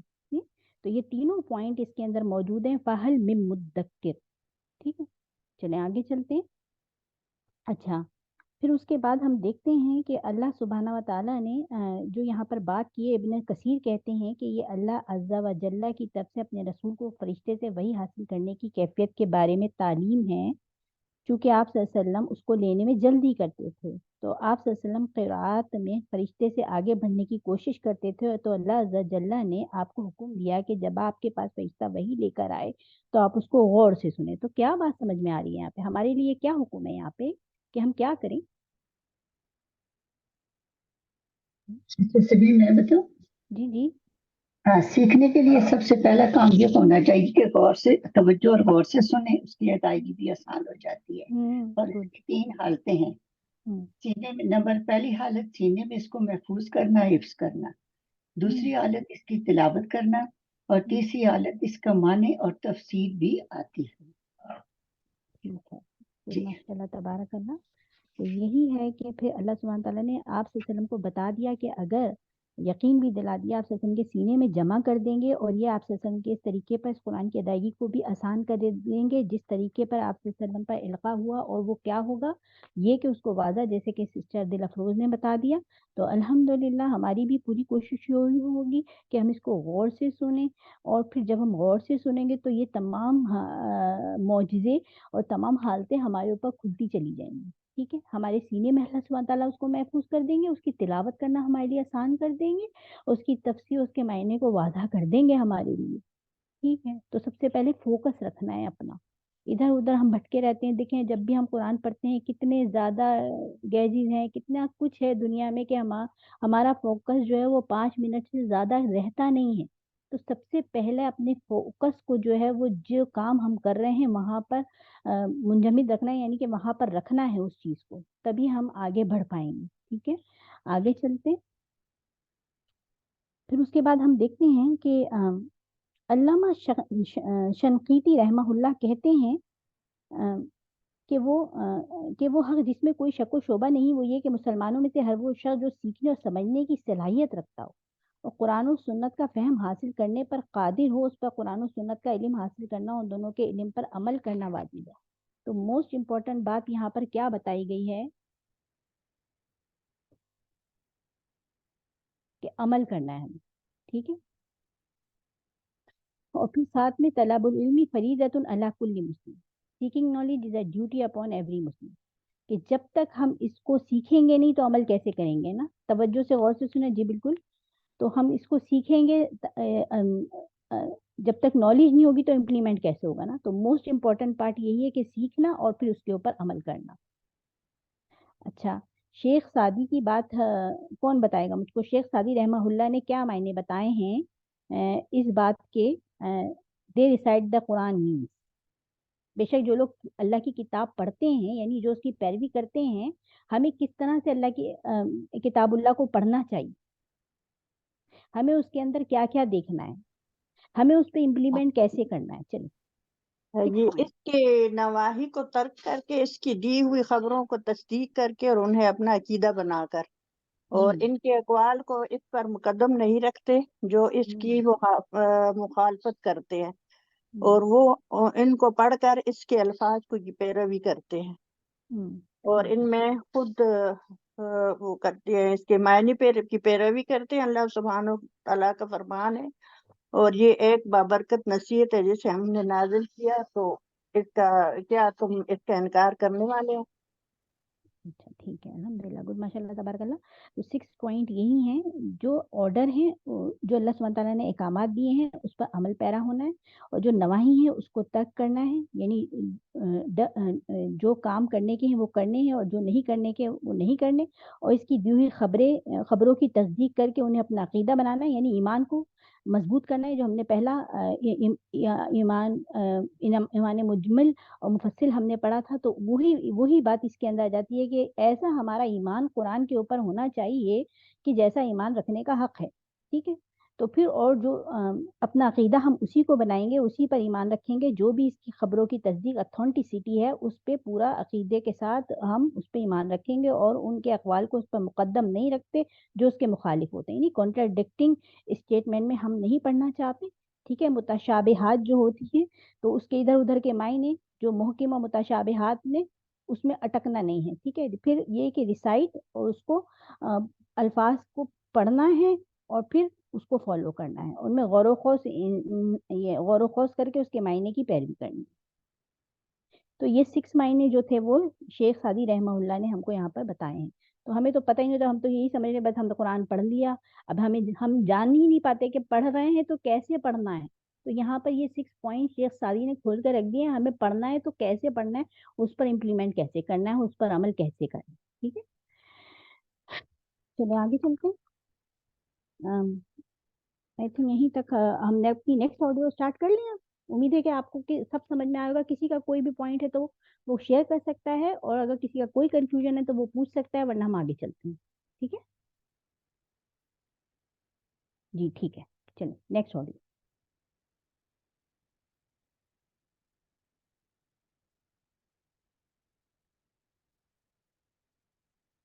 नहमदुहु व नुसल्ली अला रसूलिहिल करीम, अम्मा बाद, फ़अऊज़ु बिल्लाहि मिनश शैतानिर रजीम, बिस्मिल्लाहिर रहमानिर रहीम, रब्बि इश्रह ली सदरी व यस्सिर ली अमरी वहलुल उक़दतम मिन लिसानी यफ़क़हू क़ौली। अल इहसानु फ़ी दिरासतिल क़ुरआन, पेज नंबर 32।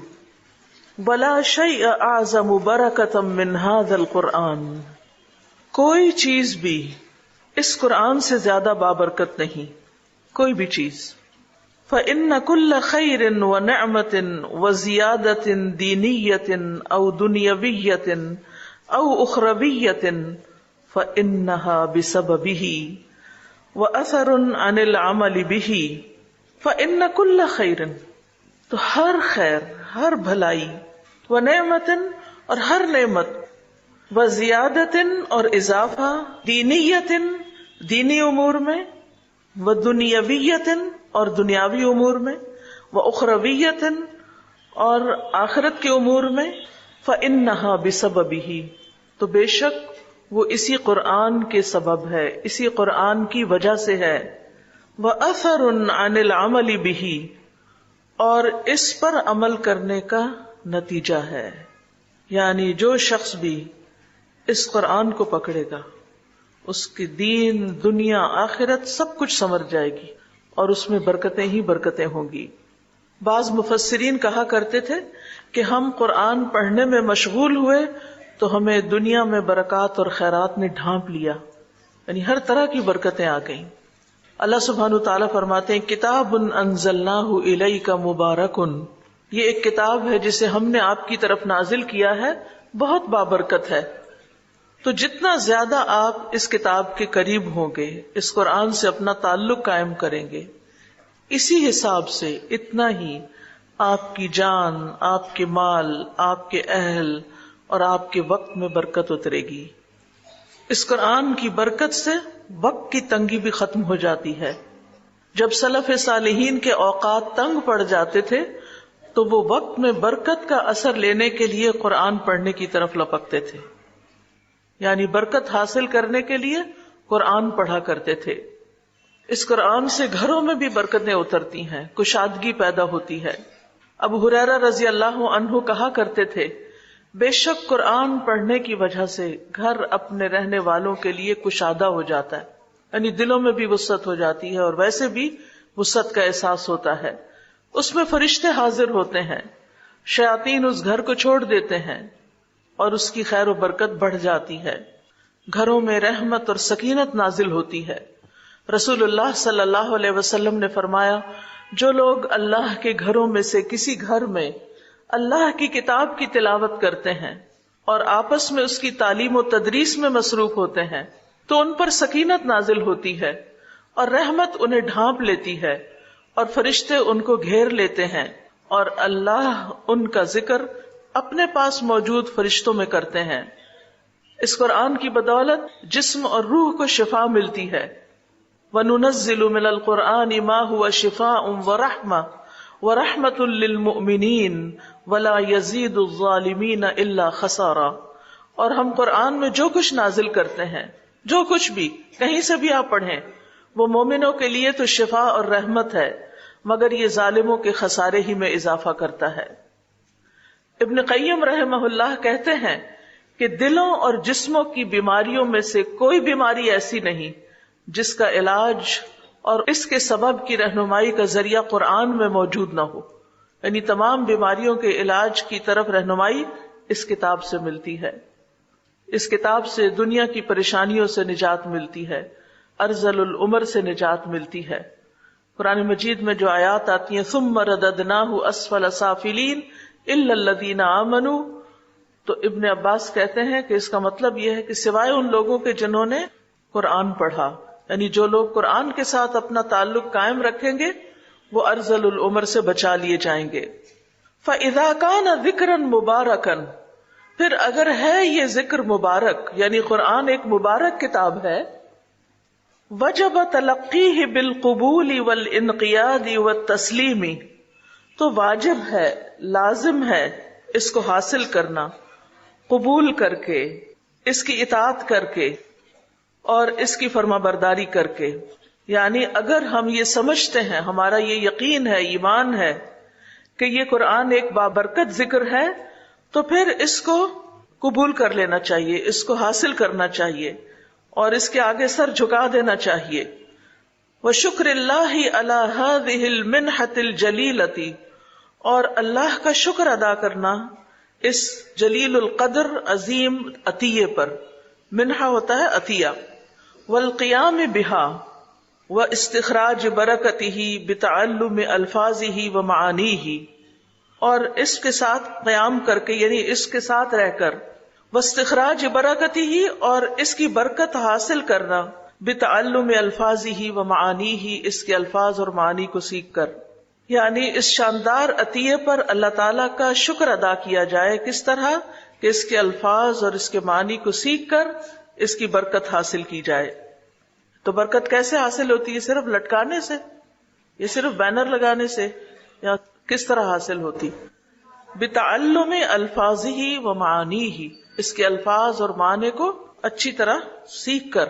لذالک کان من الواجب، اسی لیے یہ واجب ہے، لازم ہے. تعلم الالفاظ والمعانی، سیکھنا الفاظ اور معانی کا.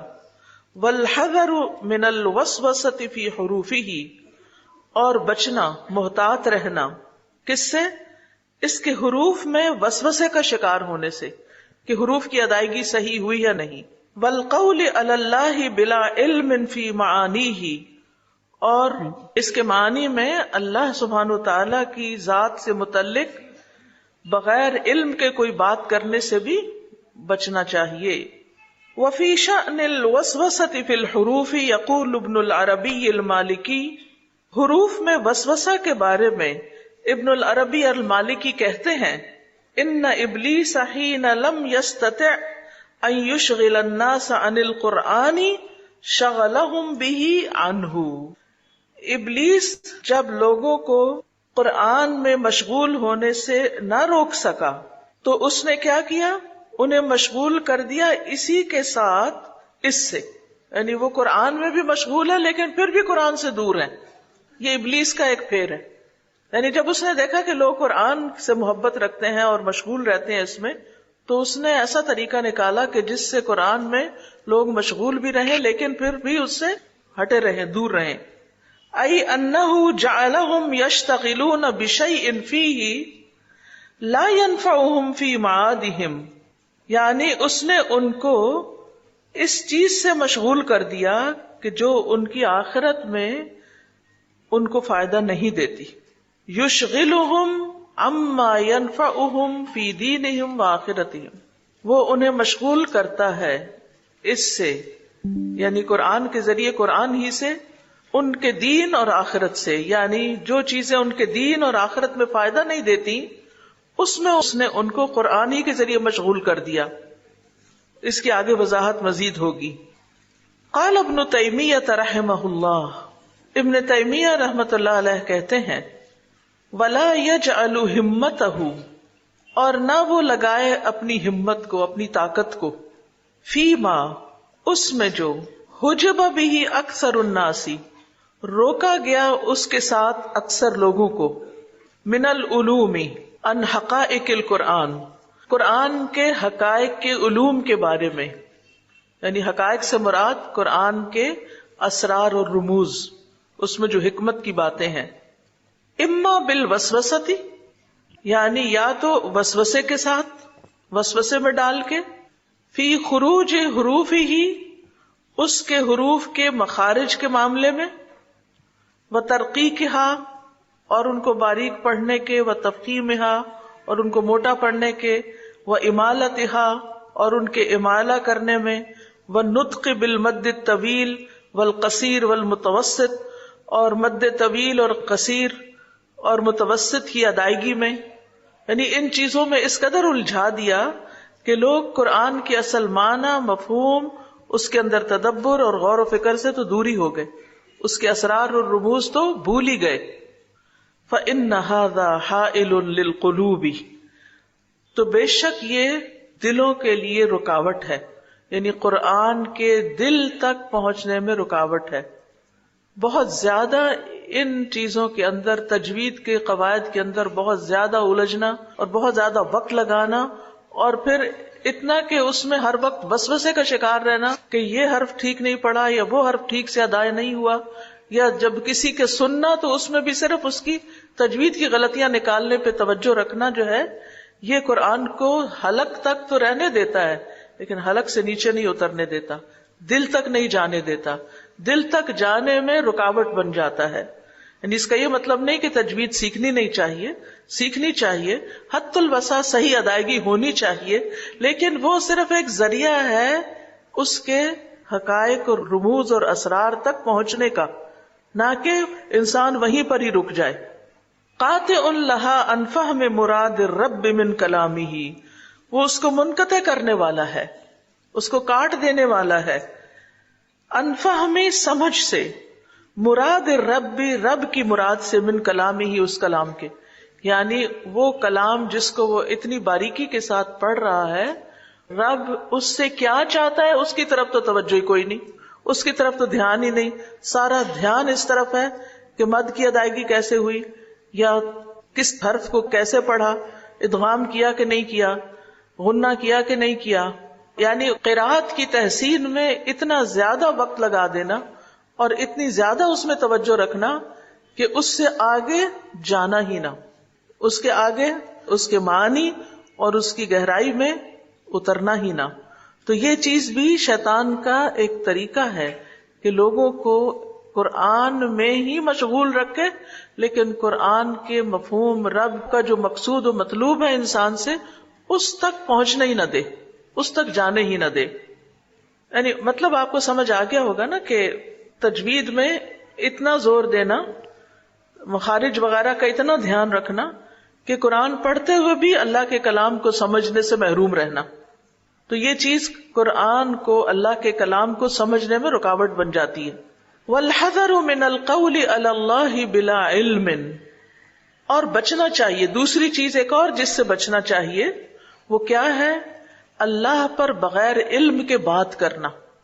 عن ابن عباس رضی اللہ عنہ، ابن عباس رضی اللہ عنہ کی روایت ہے، قال کہتے ہیں، قال رسول اللہ صلی اللہ علیہ وسلم، رسول اللہ صلی اللہ علیہ وسلم نے فرمایا، من قال فی القرآن بغیر علم فلیتبوأ مقعدہ من النار، جو شخص قرآن میں بغیر علم کے بات کرے اسے چاہیے کہ اپنا ٹھکانہ جہنم میں بنا لے. یعنی قرآن کو صحیح طور پر سمجھے بغیر صرف ظاہری الفاظ کا من مانا مفہوم نکالنا اور اللہ سبحانہ تعالیٰ سے وہ باتیں منسوب کر دینا جو اس نے فرمائی ہی نہیں، جو اس کا مطلب ہی نہیں، مقصد ہی نہیں، وہ باتیں اپنی طرف سے اپنی خواہشات کی بنا پر کہنا. فمن قال فی القرآن برأیہ، تو جس نے کچھ کہا قرآن میں اپنی رائے سے، فقد تکلف ما لا علم لہ بہ، تو تحقیق وہ تکلیف کرتا ہے اس چیز کی جس کا اس کو علم ہی نہیں. یعنی اپنی رائے سے بات کرتا ہے تو وہ ایسی چیز کی تکلیف کرتا ہے جس کا اس کو علم نہیں. وسلک غیر ما امر بہ، اور وہ ایسے رستے پہ چل پڑتا ہے جس کا اس کو حکم نہیں دیا گیا. فلو انہ اصاب المعنی، پھر اگر وہ معنی تک پہنچ ہی جاتا ہے، فی نفس الامر، اس معاملے میں، لکان قد اخطأ، تو بھی اس نے غلطی کی. یعنی اگرچہ وہ درست معنی تک بھی پہنچ جاتا ہے پھر بھی غلط طریقہ ہے یہ. لأنہ لم یأت الامر من بابہ، کیونکہ وہ معاملے کو اس کے اصل دروازے سے نہیں آیا. کمن، یہ اس شخص کی طرح ہے، حکم بین الناس، جس نے لوگوں کے درمیان فیصلہ کیا، علی جہل، جہالت کے ساتھ، فہو فی النار، تو وہ آگ میں ہے.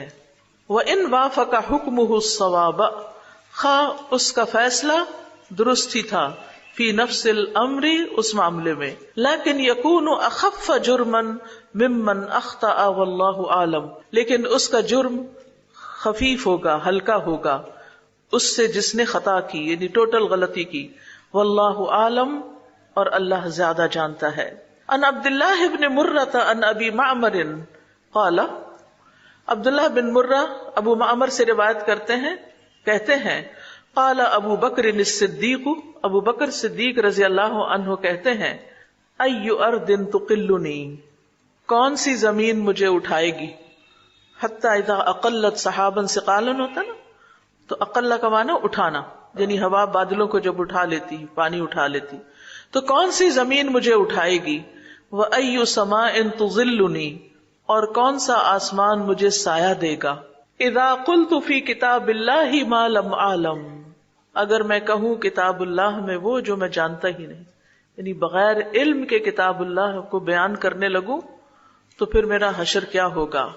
ان ابن ابی ملیکہ، ابن ابی ملیکہ سے روایت ہے ان ابن عباس سئل عن آیت، کہ ابن عباس سے ایک آیت کے بارے میں سوال کیا گیا، لو سئل عنہا بعضکم، اگر تم میں سے کسی سے ایسا سوال کیا جاتا، لقال فیہا، تو ضرور کچھ کہہ دیتا، کوئی نہ کوئی مطلب بیان کر دیتا، فابا ان یقول فیہا، تو انہوں نے اس کے بارے میں کچھ کہنے سے انکار کر دیا۔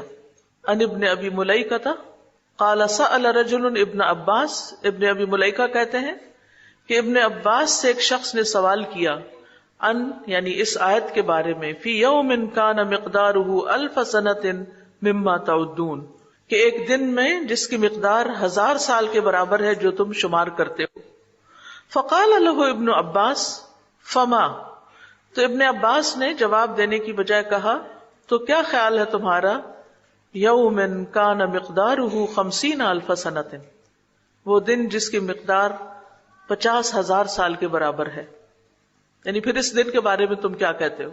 فقال الرجل، تو آدمی کچھ شرمندہ ہو کے کہنے لگا، انما سألتک لتحدثنی، میں نے تو آپ سے اس لیے پوچھا ہے کہ آپ مجھے کچھ بتائیں۔ فقال ابن عباس، ابن عباس نے کہا، ہما یومانی، یہ 2 دن ہیں، ذکرہم اللہ فی کتابہ، جن کا اللہ نے اپنی کتاب میں ذکر کیا ہے، اللہ عالم بہما، اللہ ہی ان کے بارے میں خوب جانتا ہے، یعنی میں نہیں جانتا کہ ان سے اصل مراد کیا ہے، اللہ ہی کو پتا ہے۔ فکرہ، تو انہوں نے ناپسند کیا، ان یقول فی کتاب اللہ ما لا یعلم، کہ وہ اللہ کی کتاب میں ایسی بات کہیں جو وہ جانتے نہیں۔ وقال اللیث عن یحیی بن سعید عن سعید بن المسیب، اور لیث کہتے ہیں یحییٰ بن سعید سے اور وہ سعید بن مسیب سے، انہ کان لا یتکلم الا فی المعلوم من القرآن، کہ سعید بن مسیب جو تھے قرآن میں صرف اسی چیز کے بارے میں بات کرتے تھے جس کا ان کو علم ہوتا تھا۔ حالانکہ کتنے بڑے تابعی تھے، کتنا زیادہ علم تھا ان کے پاس، لیکن قرآن میں اپنی طرف سے کوئی مفہوم بیان نہیں کرتے تھے، اپنی طرف سے کوئی بات نہیں کہتے تھے، جس کا علم ہوتا صرف اتنا ہی بتاتے، اس سے آگے نہیں۔ وقال ابن شوذب، ابن شوذب کہتے ہیں حدثنی یزید ابن ابی یزید، مجھ سے یزید بن ابی یزید نے بیان کیا، قال کننا نسأل سعید بن المسیب عن الحلال والحرام، کہ ہم سعید بن مسیب سے حلال حرام کے بارے میں پوچھتے تھے، سوال کرتے تھے۔ وکان عالم الناس، اور وہ لوگوں میں سب سے زیادہ علم رکھتے تھے۔ فَإِذَا سَأَلْنَاهُ عَن تَفْسِيرِ آیَةٍ مِّنَ الْقُرْآنِ، پھر جب ہم آپ سے قرآن کی کسی آیت کی تفسیر پوچھتے، سکت، چپ ہو جاتے، کأن لم یسمع، گویا کہ انہوں نے سنا ہی نہیں، یعنی اگر علم نہیں ہوتا تھا تو سنی انسنی کر دیتے تھے، جواب بھی نہیں دیتے تھے۔ فَهَذِهِ الْآثَارُ الصَّحِيحَةُ، تو یہ صحیح آثار، روایات، وما شاک لها، اور جو ان سے ملتی جلتی ہیں، عن ائمۃ السلف، ائمہ السلف سے، محمولۃ علی تحرجہم عن الکلام فی التفسیر بما لا علم لہم بہ، یہ اس بات پر محمول ہے، یعنی ان کو اس بات پر محمول کیا جائے گا، سمجھا جائے گا کہ سلف صالح جو تھے وہ تفسیر کے بارے میں کلام کرنے میں گناہ محسوس کرتے تھے جس کا ان کو علم نہیں ہوتا تھا، یعنی وہ حرج محسوس کرتے تھے، گناہ سمجھتے تھے کہ جس مسئلے کا علم نہیں اس کے بارے میں کوئی بات کی جائے. فَأَمَّا مَن تَكَلَّمَ بِمَا يَعْلَمُ مِن ذَلِكَ، تو جو بھی کلام کرتا اس چیز کے ساتھ جس کو وہ جانتا ہوتا تھا اس میں سے، لغتاً و شرعاً، لغت کے اعتبار سے اور شریعت کے اعتبار سے، فلا حرج علیہ، تو اس پر کوئی حرج نہ تھا، یعنی اس شخص پر کوئی الزام نہیں، کوئی حرج نہیں، کوئی گناہ نہیں. وَلِهَذَا رُوِيَ عَنْ هَؤُلَاءِ وَغَيْرِهِمْ أَقْوَالٌ فِي التَّفْسِيرِ وَلَا مُنَافَاةٌ، اسی لیے ان لوگوں سے اور ان کے علاوہ سے تفسیر میں متعدد اقوال منقول ہوئے ہیں اور ان میں کوئی تعارض بھی نہیں، منافات ایک دوسرے کی نفی نہیں کرتے، حالانکہ ہر ایک کی رائے الگ بھی ہوتی ہے یا معنی الگ بھی بیان کیا ہوتا ہے، لیکن پھر بھی وہ الگ الگ بیان کرنے کے باوجود ان میں کوئی تعارض نہیں ہوتا، یعنی وہ سارے معنی اس سے نکلتے ہوتے ہیں. یعنی اتنی احتیاط کا مطلب یہ نہیں کہ انہوں نے قرآن کا علم حاصل ہی نہیں کیا یا اس کے اندر کوئی معنی بیان ہی نہیں کیا، ہاں جو جانتے ہوتے تھے وہ ضرور بیان کرتے تھے اور اس میں محنت کرتے تھے. لِأَنَّهُمْ تَكَلَّمُوا فِي مَا عَلِمُوهُ، کیونکہ انہوں نے کلام کیا اس کے بارے میں جس کو انہوں نے جانا، جو وہ جانتے تھے. وَسَكَتُوا أَمَّا جَهِلُوهُ، اور وہ خاموش رہے جس کے بارے میں وہ جانتے نہیں تھے، لا علم تھے. وَهَذَا هُوَ الْوَاجِبُ، اور یہی واجب ہے، عَلَى كُلِّ أَحَدٍ، ہر ایک پر، سب کو ایسا ہی کرنا چاہیے. کیا؟ جو معلوم ہے وہ بیان کر دیا جائے اور جو معلوم نہیں اس پر خاموشی اختیار کی جائے.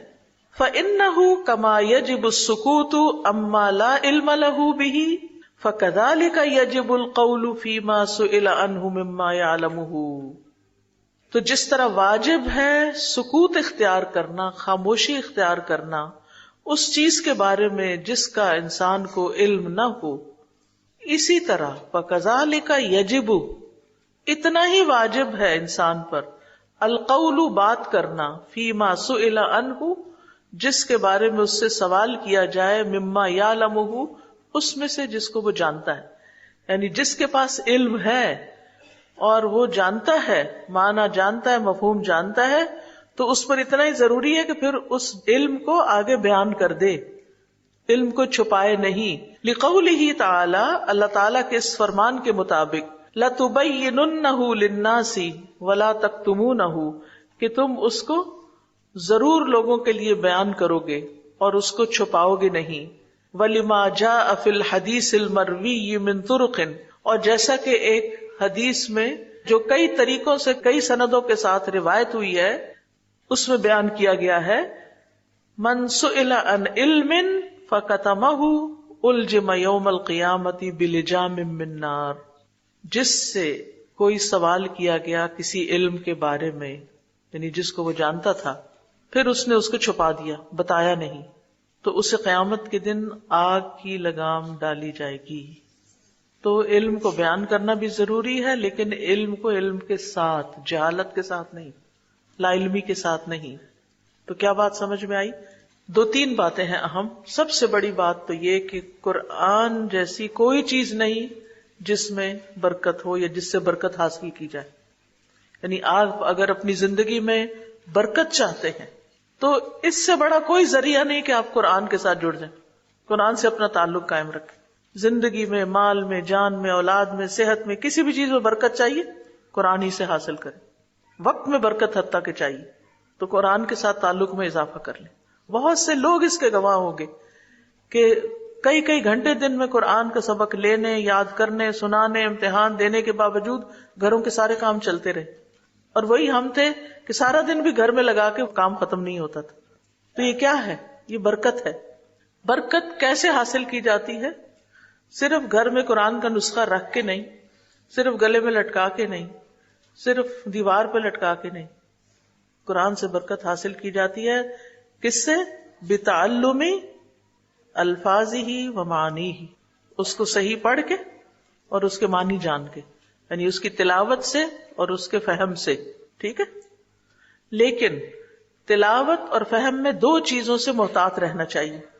نمبر 1، تلاوت کرتے ہوئے حروف کی ادائیگی میں اتنا نہ کھو جائیں کہ فہم بالکل محو ہو جائے، صرف الفاظ پڑھنے پر ہی سارا زور ہو.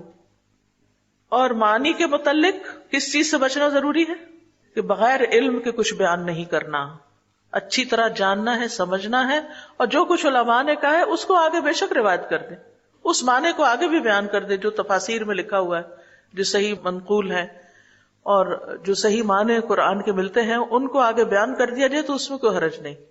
اور پھر جہاں بغیر علم کے بات کرنا منع ہے وہاں علم کو چھپانا بھی منع ہے۔ تو یہ ہے خلاصہ ساری بات کا، سمجھ آ گئی؟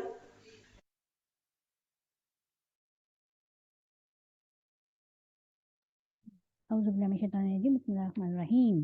چلے انشاءاللہ تھوڑا سا اس کا ہم ریویو دیکھ لیتے ہیں کہ کوئی بھی چیز قرآن سے زیادہ بابرکت نہیں، ٹھیک ہے؟ تو کیا سیکھا ہے اس میں آپ لوگوں نے؟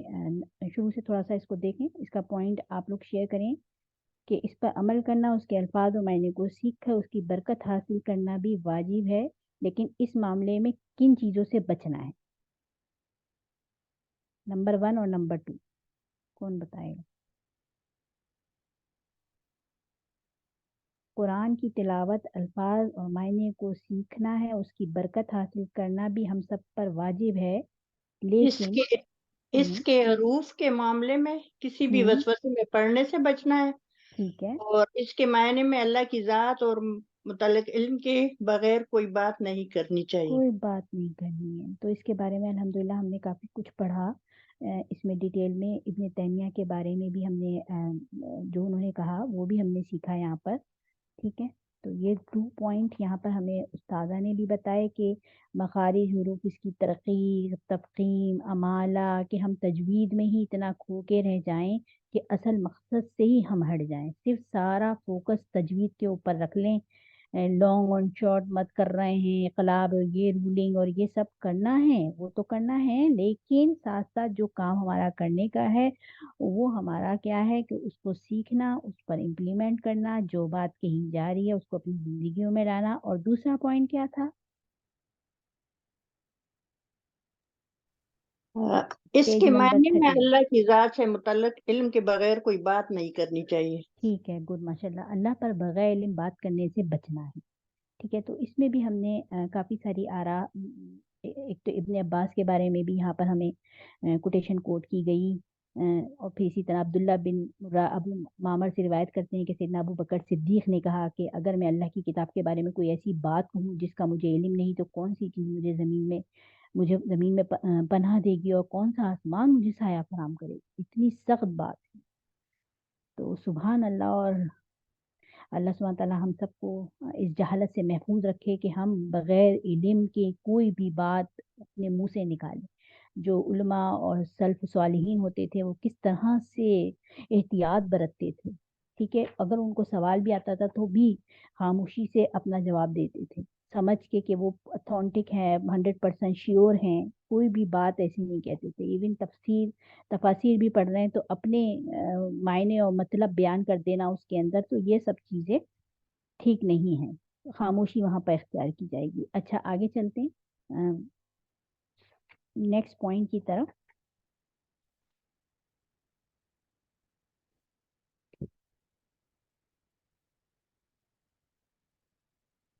کہ اچھا اور برکت کیسے حاصل کریں گے اور کیا اس میں کریں گے؟ صالحین میں سے کسی نے فرمایا جب بھی مجھ پر دنیا تنگ ہوتی ہے تو میں قرآن کے کچھ صفحات کی تلاوت کر لیتا ہوں، اور یہ معاملہ نہیں ہے مگر دنوں کا، اللہ تعالیٰ مجھ پر رزق، علم اور فہم کے دروازے وہاں سے کھولتے ہیں جہاں سے میں سوچ بھی نہیں سکتا۔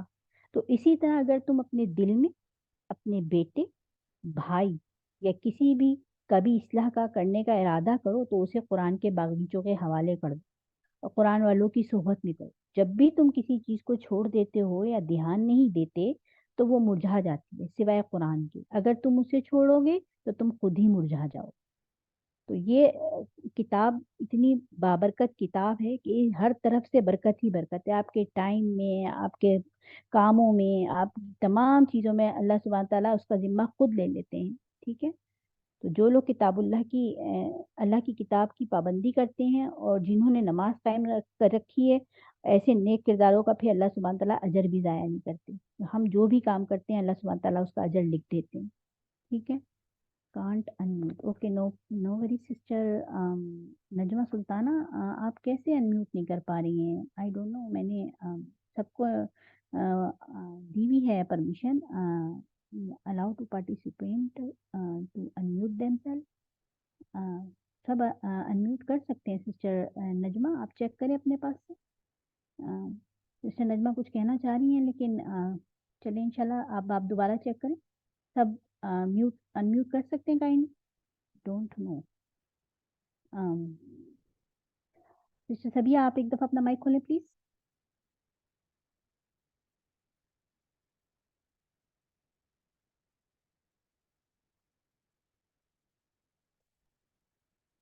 हाँ जी, खोल लिया। सिस्टर नजमा, अब आप खोलें, उम्मीद है कि खुलना चाहिए आपका माइक।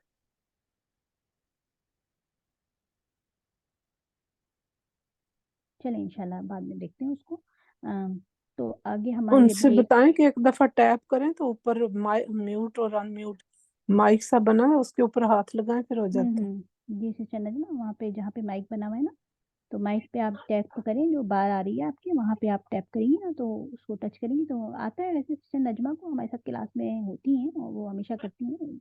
इस दफा मैं भी उनके फोन में कुछ जी में भी कुछ प्रॉब्लम हो गई। चलें इंशाल्लाह, फिर आप मुझे सिर्फ लिख के बता दीजिए जो भी आप कहना चाह रही हैं, ठीक है? चलें इंशाल्लाह हम आगे अपनी नेक्स्ट ऑडियो की तरफ चलते हैं। अभी हमारे पास एक ऑडियो इसी की कंटिन्यूएशन में बाकी है, तो अपनी एक ऑडियो कंप्लीट करते हैं, फिर इसको मजीद रिव्यू देखते हैं। फिर बिस्मिल्लाह।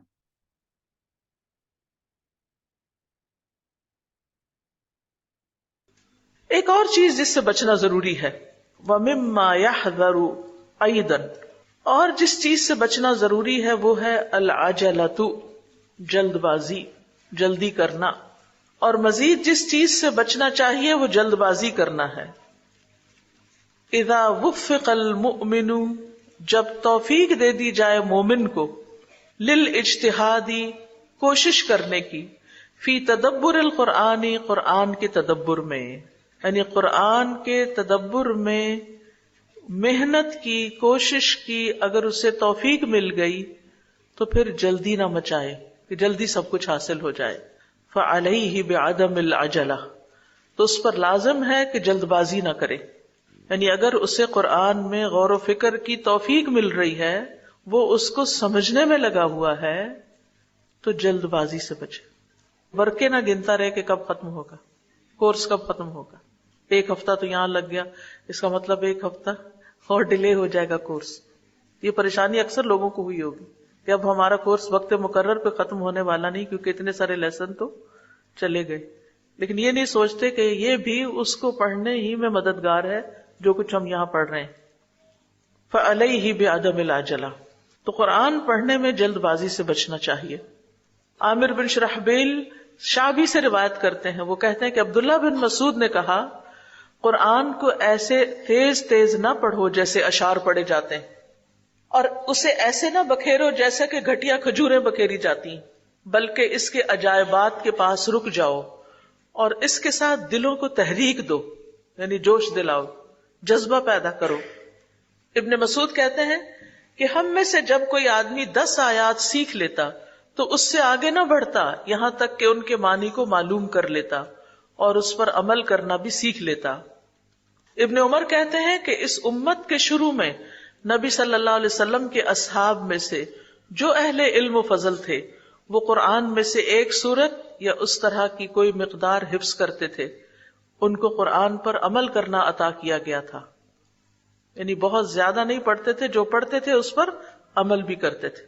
जो इस उम्मत के आखिर में लोग होंगे उन्हें कुरान दिया जाएगा, यहां तक कि बच्चों और नाबीनाओं को भी हिफ्स होगा, लेकिन उनको इस पर अमल करने की तौफीक न दी जाएगी।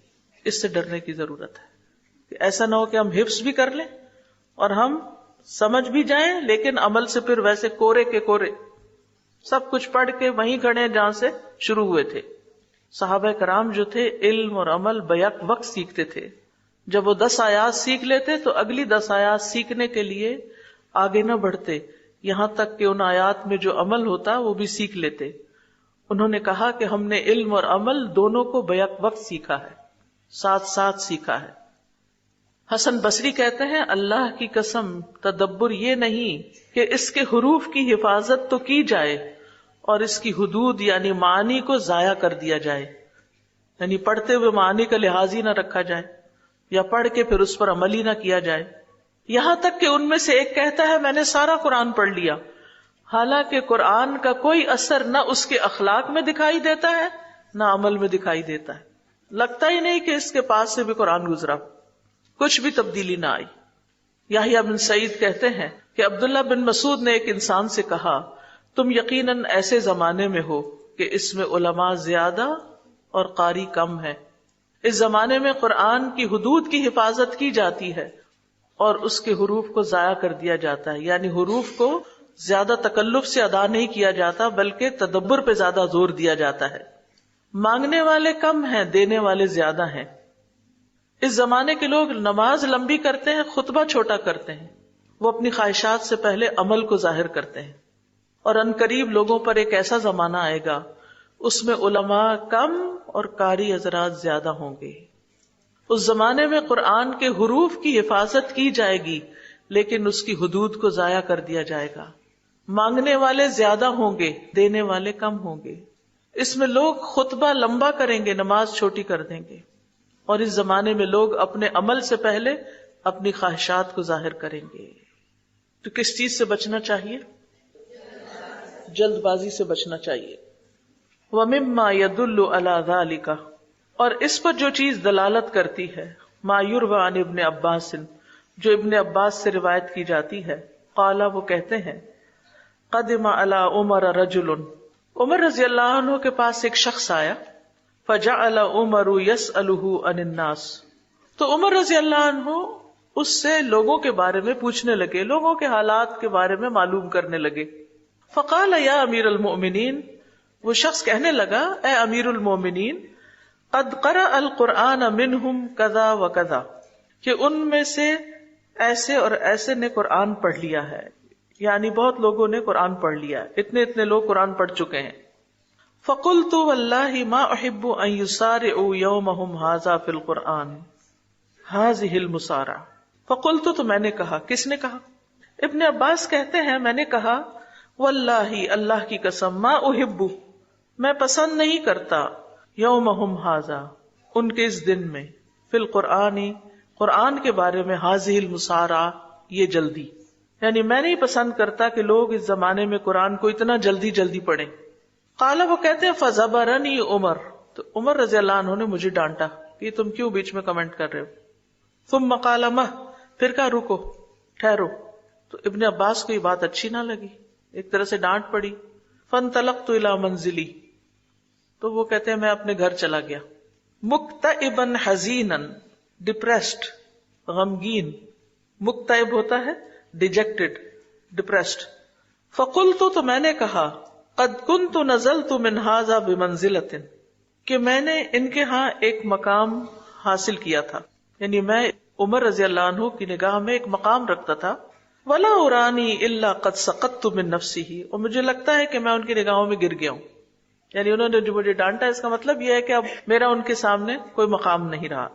فاستجعت على فراشی، تو میں آ کے بستر سے لگ گیا، آ کے لیٹ گیا، حتی عادنی نسوۃ اہلی، یہاں تک کہ میرے گھر کی خواتین نے میری عیادت کی، یعنی حال چال پوچھا کہ خیریت تو ہے۔ وما بھی وجع، اور مجھے کوئی تکلیف بھی نہیں تھی، یعنی کوئی جسمانی تکلیف نہیں تھی، درد نہیں تھا۔ فبین انا علی ذلک، تو اسی دوران اسی حال میں پڑا ہوا تھا، قیل لی اجب امیر المومنین، مجھے کہا گیا امیر المومنین کی بات سنو، حضرت عمر کی بات سنو۔ فخرجت، تو میں نکلا۔ اب یہاں پر آپ دیکھیے انہوں نے یہ نہیں کہا کہ میں نہیں سنتا، بہت ہوگی میرے ساتھ، نہیں، امیر کی اطاعت لازم ہے۔ فاذا هو قائم علی الباب ينتظرنی، تو وہ دروازے پہ کھڑے میرا انتظار کر رہے تھے۔ فاخذ بیدی، تو انہوں نے میرا ہاتھ پکڑ لیا۔ ثم خلا بی، پھر مجھے ایک طرف لے گئے، یعنی خالی کیا، یعنی گھر والوں سے الگ کر کے بات کی۔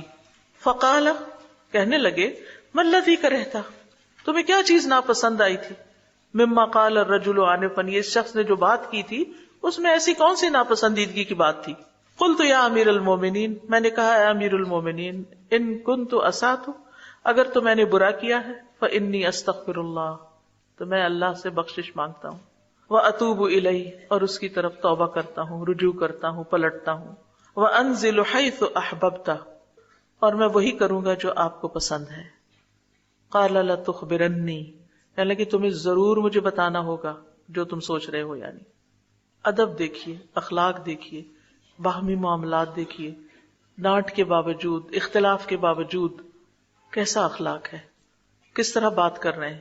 ہمارے ہاں تو کمیونیکیشن ہی چھوڑ دی جاتی، تو میں تو آج کے بعد اس کی شکل نہیں دیکھوں گا، میں تو اس کی مجلس میں نہیں جاؤں گا۔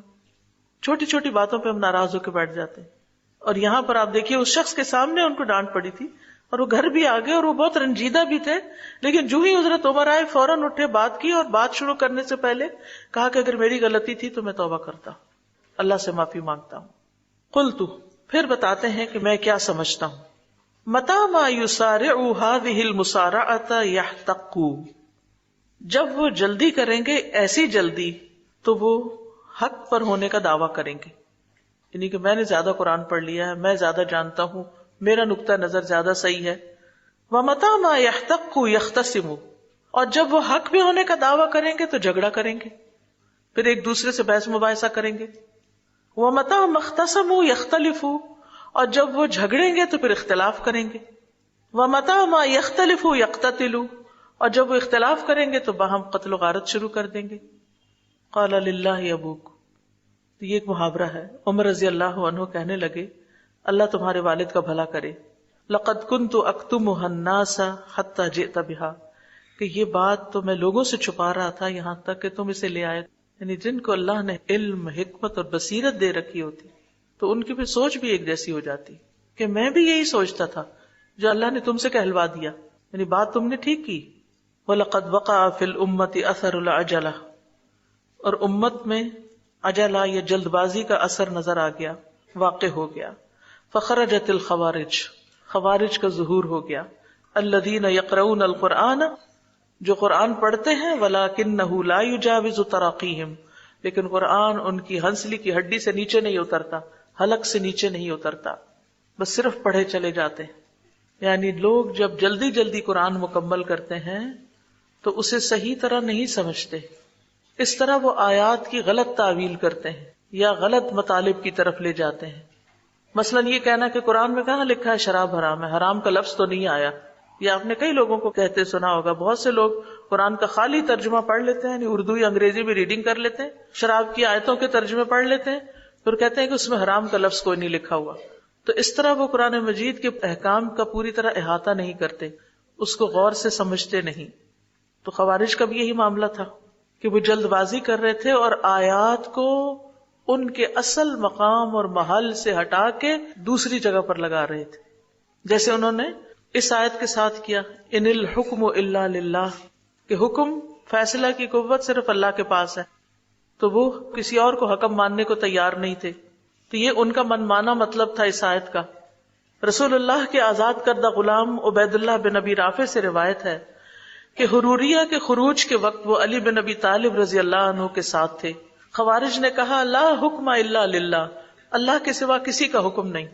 علی رضی اللہ عنہ نے فرمایا، کلمۃ حق ارید بہا باطل، یہ ایک حق کلمہ ہے، صحیح بات ہے کہ اصل فیصلے کا اختیار اللہ ہی کے پاس ہے، لیکن اس سے جو مطلب نکالا گیا وہ باطل ہے، وہ غلط ہے، اس سے باطل کا ارادہ کیا گیا ہے۔ بے شک رسول اللہ صلی اللہ علیہ وسلم نے کچھ لوگوں کی صفت بیان کی تھی، میں ان لوگوں کی نشانیاں پہچان رہا ہوں، یہ زبان سے تو حق کہتے ہیں مگر وہ زبان سے تجاوز نہیں کرتا، اور حلق کی طرف اشارہ فرمایا، یعنی کہ یہ قرآن صرف اوپر اوپر تک پڑھتے ہیں، سمجھ کے نہیں پڑھتے، ان کے دل تک نہیں جاتا، اور اس وجہ سے یہ آیات کے مفہوم بدل کر کچھ سے کچھ کر دیتے ہیں اور پھر اپنے آپ کو حق پر بھی سمجھتے ہیں۔ اللہ کی مخلوق میں سب سے زیادہ مبغوض اللہ کے ہاں یہی ہے۔ تو اس لیے یہ انتہائی خطرے کی بات ہے کہ کوئی شخص صرف قرآن کا ترجمہ پڑھ کے یا صرف عربی زبان کے ذریعے اس کی تفسیر کرنا شروع کر دے اور اس سے منمانے مطلب نکالے۔ قرآن کی تفسیر خود قرآن بھی کرتا ہے، قرآن کی تفسیر نبی صلی اللہ علیہ وسلم نے کی، لِتُبَيِّنَ لِلنَّاسِ مَا نُزِّلَ إِلَيْهِمْ، تاکہ آپ بیان کریں لوگوں کے لیے جو ان کی طرف اتارا گیا. تو جب تک صحیح احادیث کی طرف رجوع نہ کیا جائے ان آیات سے متعلق تو بات پوری طرح سمجھ نہیں آتی، اپنے اصل کانٹیکسٹ میں نہیں آتی. کیونکہ قرآن پر عمل کرنا کس نے سکھایا؟ نبی صلی اللہ علیہ وسلم نے سکھایا. اور پھر اس کے بعد یہ ہے کہ صحابہ نے اس پر عمل کیا تو اقوال صحابہ اور پھر تابعین اور تبع تابعین جو امت کے علماء ہیں انہوں نے کس طرح ان آیات کو سمجھا. اس لیے انتہائی ضروری ہے یہ دیکھنا کہ آپ کس سے قرآن سیکھ رہے ہیں. بہت سے لوگ قرآن پڑھنے پڑھانے کا دعویٰ کرتے ہیں لیکن اصل منہج سے ہٹ جاتے ہیں. وہ قرآن کی منمانی تفسیریں کرنے لگتے ہیں، منمانی تعویلیں کرنے لگتے ہیں، اور بہت سے متفق علیہ مسائل ایسے ہیں کہ جن کا وہ سراسر انکار کر دیتے. ابھی ریسنٹلی مجھ سے کسی نے کہا کہ میں نے فلاں اسپیکر کو سنا ہے، وہ کہتا ہے کہ میں نہیں مانتا کہ نبی صلی اللہ علیہ وسلم پر جادو ہوا تھا، میں نے اس کی تحقیق کر لی ہے. اور یعنی کہ ان صورتوں کو چھوڑ کر جن میں نبی صلی اللہ علیہ وسلم کو یہ پڑھنے کا حکم دیا گیا، یعنی قل اعوذ برب الفلق، اور اس کا جو صحیح معنی احادیث کی روشنی میں آتا ہے، اور صحیح احادیث کو چھوڑ کر صرف ادھر ادھر کی باتوں کو لے کر تحقیق کے نام پر یہ دعوے کرنا اور ایسے مسائل بیان کرنا کہ جو حق سے ہٹے ہوئے ہیں، تو ان چیزوں میں بہت محتاط رہنے کی ضرورت ہے، بہت خبردار رہنے کی ضرورت ہے. تو کس کس چیز سے بچنا چاہیے؟ منمانے مطلب نکالنے سے، بغیر علم کے بات کرنے سے، اور جلد بازی سے. مجھے نا استاد یہ سب پڑھ کے اس طرح لگ رہا تھا کہ ہم لوگوں نے نا قرآن کو سپلٹ کر دیا، گروپس بن گئے ہیں. کچھ جو حفظ کر رہے ہیں وہ اسی میں اپنی ایکسپرٹیز آگے لے کے جا رہے ہیں، جو الفاظ اور معنی کو دیکھ رہے ہیں وہ انہی کے اندر ایفرٹ کر رہے ہیں. اور وہ جو ہم نے کل ایک میوچل چیز پڑھی تھی نا کہ حفظ بھی ہو، معنی بھی ہو، تفسیر بھی ہو، وہ سب چیزیں نہیں ہیں. اس وجہ سے ہم لیک کر رہے ہیں کہ جو حافظ ہیں ان کو مطلب نہیں پتا وہ کیا پڑھ رہے ہیں، اور جو مطلب جانتے ہیں ان کو حفظ نہیں ہے، ان کو حروف کی ادائیگی بھی آتی ہو. امام ابن تیمیہ رحمہ اللہ کا ہم نے قول دیکھا ہے کہ جن علوم کو سیکھنے سے لوگوں کو روکا گیا ہے، اور آگے پھر علم تجوید کی بات ہوئی تو اس کو تھوڑا سا ایکسپلین کر دیں کہ علوم سے روکا گیا ہے، اس سے کون سے علوم مراد ہیں؟ علوم کون سے روکے گئے ہیں؟ علوم سے تو نہیں روکا گیا، کہیں کہا گیا. یہاں پہ لکھا ہے وہ اپنے عزم اور ہمت کو قرآن کے حقائق سے متعلق ان علوم میں نہ لگائے جن سے اکثر لوگوں کو روکا گیا ہے. نہیں، من العلوم ان حقائق القرآن، ٹھیک ہے، یہ پیج 34 پر. ولا یجعل ہمتہ، اور نہ وہ لگائے اپنی ہمت کو فی ما حجب بہ، اس چیز میں کہ روکا گیا بہ، اس کے ذریعے، اکثر الناس، اکثر لوگوں کو، من العلوم ان حقائق القرآن، قرآن کے حقائق کے علوم کے بارے میں. یعنی ان علوم میں بہت وقت نہ لگائے کہ جن میں جانے کی وجہ سے انسان قرآن میں غور و فکر اور تدبر سے محروم ہو جاتا ہے، یہ مطلب ہے. اب دیکھیے بعض مدارس کا حال یہ ہے کہ اس میں فقہ، اصول الفقہ، تجوید، حفظ، گرامر، نحو، صرف، بے شمار علوم سال ہر سال پڑھائے جاتے ہیں، لیکن جب قرآن پڑھنے کی باری آتی ہے تو چند صورتیں، بعض اوقات ایک سال کے اندر چند صورتیں بس پڑھا دی جاتی. اور یہ حقیقت میں ہو رہا ہے، یعنی میں کوئی خیالی بات نہیں کر رہی. اور کہا کیا جاتا ہے کہ اس سے قرآن فہمی میں آسانی ہوتی ہے، لیکن ان چیزوں میں مشغولیت نے لوگوں کو قرآن سمجھنے سے دور کر دیا ہے. اب سمجھ آئی؟ اور یہ بات امام ابن تیمیہ نے کئی سو سال پہلے کہی تھی، اور اس وقت بھی یہ ہو رہا تھا. مجھے جو بات سمجھ آئی ہے اس سے یہ کہ جیسے قرآن کے حروف کی گنتی، قرآن کے رکوعات کی گنتی، اور اسی طرح کی چیزیں گن گن کے وہ لوگ بات کرتے رہتے ہیں، جس کا مجھے تو نہیں لگتا کہ قرآن پڑھنے والے کو کوئی فائدہ ہوتا ہے. جی، ان علوم سے بھی منع کیا گیا ہے کہ ان میں انسان وقت لگائے کہ حروف کو نمبر دے دیے گئے. اب جد، حفظ، حتی وغیرہ کو مثلا الف کا 1 نمبر ہے، با کے 2، اور ہر حرف کے پھر کیا ہے کہ کوئی آیت لے لیتے ہیں اور ہر حرف کے نیچے نمبر لگاتے رہتے ہیں، اور پھر ان کے نمبروں کو جمع کر کے کوئی تعویذ بناتے ہیں. اور بعض اوقات یہ ہے کہ یہ کہتے ہیں کہ بسم اللہ کے 19 حروف ہیں، اور پھر اس صورت میں اتنی دفعہ یہ حرف آئے ہیں، اور گنتی کر کر کے ایسی شماریات میں الجھایا ہوا ہے لوگوں کو، اور لوگ اسی پر خوش ہیں. قرآن اس لیے تو نہیں آیا. السلام علیکم. وعلیکم السلام. اب یہ پیج نمبر 35 ہے. اب اس میں لکھا ہوا ہے کہ جس کا اس کو علم نہیں اور ایسے راستے پر چلتا ہے جس کا اس کو حکم نہیں دیا گیا، اگرچہ وہ درست معنی پا بھی لے پھر بھی اس نے غلطی کی. اب سمجھ نہیں آئی اس بات کی. اس کا مطلب یہ ہے کہ بغیر علم کے اگر کوئی بات کرتا ہے اور وہ بات ٹھیک بھی ہوتی ہے تو پھر بھی ایک طرح کی غلطی ہی ہے. یعنی چاہے وہ صحیح جگہ پہنچا لیکن طریقہ اس کا غلط تھا. اب نیکسٹ لاسٹ لائن میں ہے نا کہ اور یہ کام درست نہج پہ نہیں کیا گیا، جیسا کہ وہ آدمی جو لوگوں کے درمیان جہالت کے ساتھ فیصلہ کرے گا وہ جہنم میں جائے گا. جی قاضی کے بارے میں ہے نا، یہ تو قاضی کے بارے میں. السلام علیکم. وعلیکم السلام. یہ جو بات کی گئی کہ جو سوال کیا جائے اگر معلوم ہے تو لازماً جواب دیا جائے اور اگر معلوم نہیں تو خاموشی اختیار کر لی جائے، تو یہ مسلمان جہاں پہ ہمارا معاشرہ ہے ان میں تو ٹھیک ہے، کیونکہ ایک مسلمان سے سوال کرتا ہے تو نہیں معلوم تو خاموشی اختیار کر لی جائے. لیکن اگر جہاں غیر مسلم کی بات آ جائے، کچھ غیر مسلم لوگ ہم سے سوال کریں اگر کہ آپ کے قرآن میں یہ چیز ہے اور اس کا کیا مطلب ہے یا یہ، تو وہاں پہ اگر ہم کہتے ہیں کہ ہمیں زیادہ صحیح معلوم نہیں اور ہم نہیں جواب دیتے تو پھر وہ کہتے ہیں آپ اپنے مذہب کی اندھا دھند تقلید کر رہے ہیں، آپ کو تو خود معلوم نہیں، آپ ہمیں کیا بتائیں گے. تو وہ ٹھیک کہتے ہیں نا. اس کا مطلب یہ کہ ان کی غلط رہنمائی کی جائے صرف یہ ثابت کرنے کے لیے کہ ہم اپنے دین کو جانتے ہیں، حالانکہ جانتے نہیں کہنا چاہیے. کیونکہ اگر ہم کوئی غلط بات کریں گے وہ کسی اور سے بھی وہی سوال کریں گے اور وہ ان کو کچھ اور بتائے گا، تو اس سے ڈرنا نہیں چاہیے.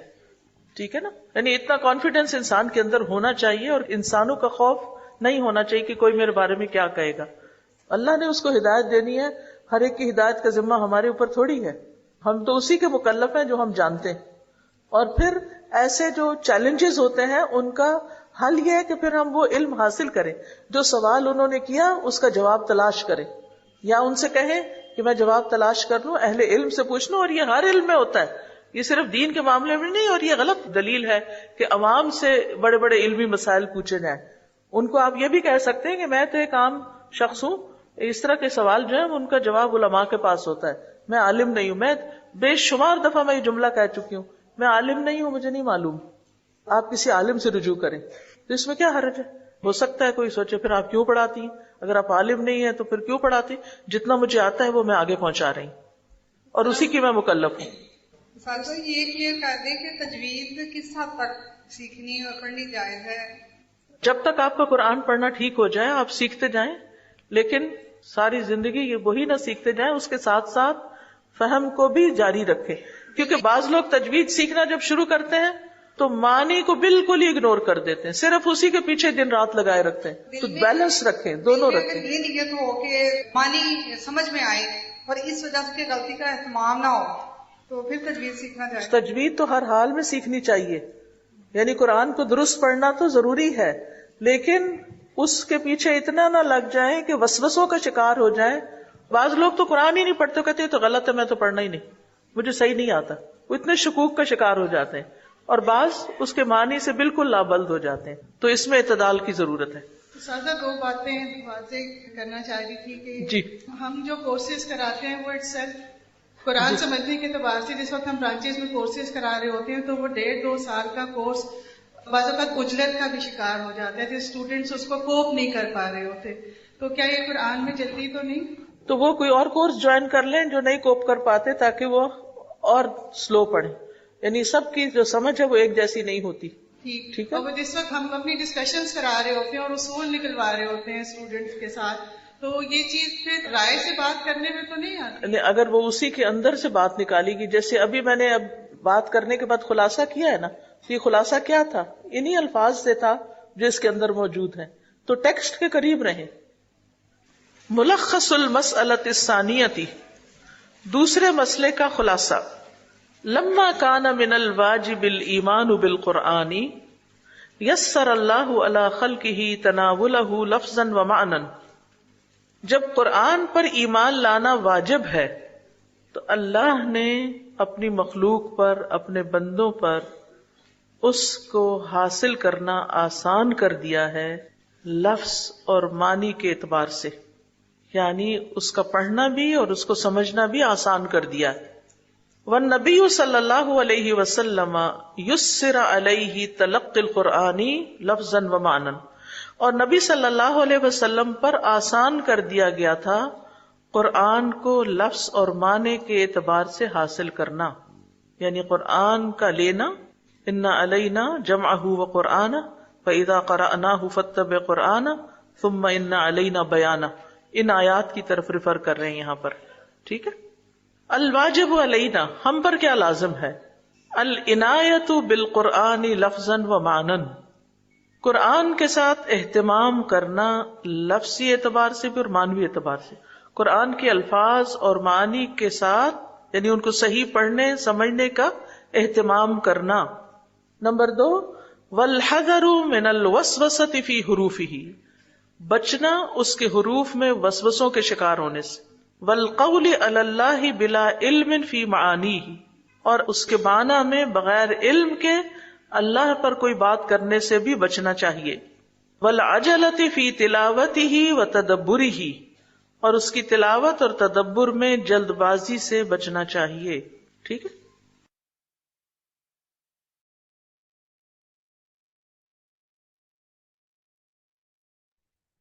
اعوذ باللہ من الشیطان الرجیم، بسم اللہ الرحمن الرحیم. چلیں انشاءاللہ ہمارا یہ والا لیسن دوسرا مسئلہ حل ہوا، اور ہم نے اس کے بارے میں الحمدللہ کافی ایکسپلین استاذہ نے ہمیں بتایا کہ ہمیں، اور اس کا خلاصہ آخر میں ہمارے سامنے ہے کہ جب قرآن پر ایمان لانا واجب ہے تو اللہ نے اپنی مخلوق کے لیے اس کے الفاظ و معنی کو آسان بنا دیا. ٹھیک ہے. ٹھیک ہے. وَلَقَدْ يَسَّرْنَا الْقُرْآنَ لِلذِّكْرِ فَهَلْ مِن مُدَّكِّرٍ، اور نبی کریم صلی اللہ علیہ وسلم پر قرآن کے الفاظ اور معنی کے حصول کو آسان بنایا گیا. تو ہمارے اوپر کیا واجب ہے کہ ہم قرآن کے الفاظ اور معنی کے سیکھنے کا اہتمام کریں، اور کس بات سے بچیں کہ اس کے حروف میں کسی وسوسے سے، اس کے معنی میں بغیر علم کے اللہ پر کوئی بھی بات کریں، اور اس کی تلاوت اور تدبر میں جلد بازی کی. ٹھیک ہے. تو بہت الحمدللہ ڈیٹیل میں ہم نے اس جلد بازی کو بھی دیکھا کہ جلد بازی سے ہوگا کیا. ٹھیک ہے. تو لوگ جو ہیں وہ ہر کوئی حق پر ہوگا، اور پھر ایک دوسرے کے اوپر جھگڑے بازیاں اور میں حق پر اور تم حق پر، وہ بات کو جلد بازی میں غلط بھی سمجھ جائیں گے اور آپس میں اختلاف کرنے لگیں گے، اور جب اختلاف کریں گے تو یہاں تک پہنچ جائیں گے کہ وہ ایک دوسرے کو قتل کرنے لگیں گے. ٹھیک. تو یہ بات ابن عباس نے جس طرح سے بتائی، آپ سب نے سنا کہ کس حالت میں وہ بیمار ہو گئے گھر جا کے، اور پھر عورتوں نے کہتے ہیں میری عورتوں نے میری بیمار پرسی کی، حالانکہ میں بیمار نہیں تھا. یہ اتنا شدید ان کو غم تھا، اتنا شدید انہوں نے اس بات کا اثر لیا تھا. اور پھر امیر المومنین کی بات سن لی، خاموش رہی. کتنے سارے پوائنٹ ہمارے سامنے آتے ہیں اس میں. تو الحمدللہ بہت کچھ تھا اس کے اندر ہمارے سیکھنے کے لیے. تو ہم اب یہی بات ہے کہ اس کا کنکلوژن، اس کا ہم کس طرح سے اس کو سمجھ سکتے ہیں کہ جو لوگ اللہ کی رضا کی بجائے دنیا کے حصول کے لیے قرآن پڑھیں گے، تو وہ کیا ہوگا کہ قرآن جو ہے وہ ان کی حلق سے نیچے نہیں اترے گا. تو ایسا شخص قرآن کے حروفوں کی تو حفاظت کرے گا، بڑے مدات اور سب کچھ پڑھے گا، لیکن قرآن کی حدود کو ضائع کر دے گا. اور پھر قرآن کے علم کی وجہ سے دوسروں پر کیا کرے گا؟ تکبر کرے گا، بڑائی کا اظہار کرے گا، ایک دوسرے کے اوپر حق جمائے گا کہ میں زیادہ حق پر ہوں. اور پھر مالداروں کو قرآن پڑھا کر ان سے مال کی طمع رکھے گا، اور پھر فقیر کو تعلیم دیتے ہوئے ڈانٹ ڈپٹ کرے گا، کیونکہ وہ تکبر میں آ گیا نا. تو یہ تمام کام اس سے ہوتے چلے جائیں گے. قرآن کے علم کی وجہ سے لوگوں پر فخر و غرور کا اظہار کرے گا، اور کیا کرے گا؟ حفظ و علم قرات میں اس سے کم ہے جو لوگ ان پر دلیل و حجت قائم کرے گا کہ میں تو جنت تو میری ہی ہو گئی ہے، بس مجھے ہی جنت میں جانا ہے. حفظ و علم قرات کی وجہ سے وہ سرگردہ پھرتا رہے گا اور تکبر ہی کرتا رہے گا. تو ایسے لوگ اللہ کی رضا کے لیے نہیں، بلکہ قرآن پڑھتے اور پڑھاتے ہیں کس لیے؟ اپنے علم پر غرور کرتے ہوئے اور دوسروں کو حقیر سمجھتے ہوئے. اور قابل مذمت فخر کی جو 2 قسمیں ہیں وہ کیا ہیں؟ کہ اپنے کسی وصف کی بنا پر برتری کا اظہار، وصف نہ ہونے کے باوجود اس پر فخر. تو قرآن پڑھ کر آگ میں جانے والے بھی ہم نے دیکھ لیے کہ کون لوگ ہوں گے. اس میں ابن عباس بن عبد المطلب رضی اللہ تعالیٰ عنہ سے مروی ہے کہ رسول اللہ صلی اللہ علیہ وسلم نے فرمایا یہ دین غالب ہوگا حتیٰ کہ سمندروں سے تجاوز کر جائے گا، اور یہاں تک کہ اللہ کے راستے میں لوگ گھوڑے لے کر پانی میں داخل ہو جائیں گے.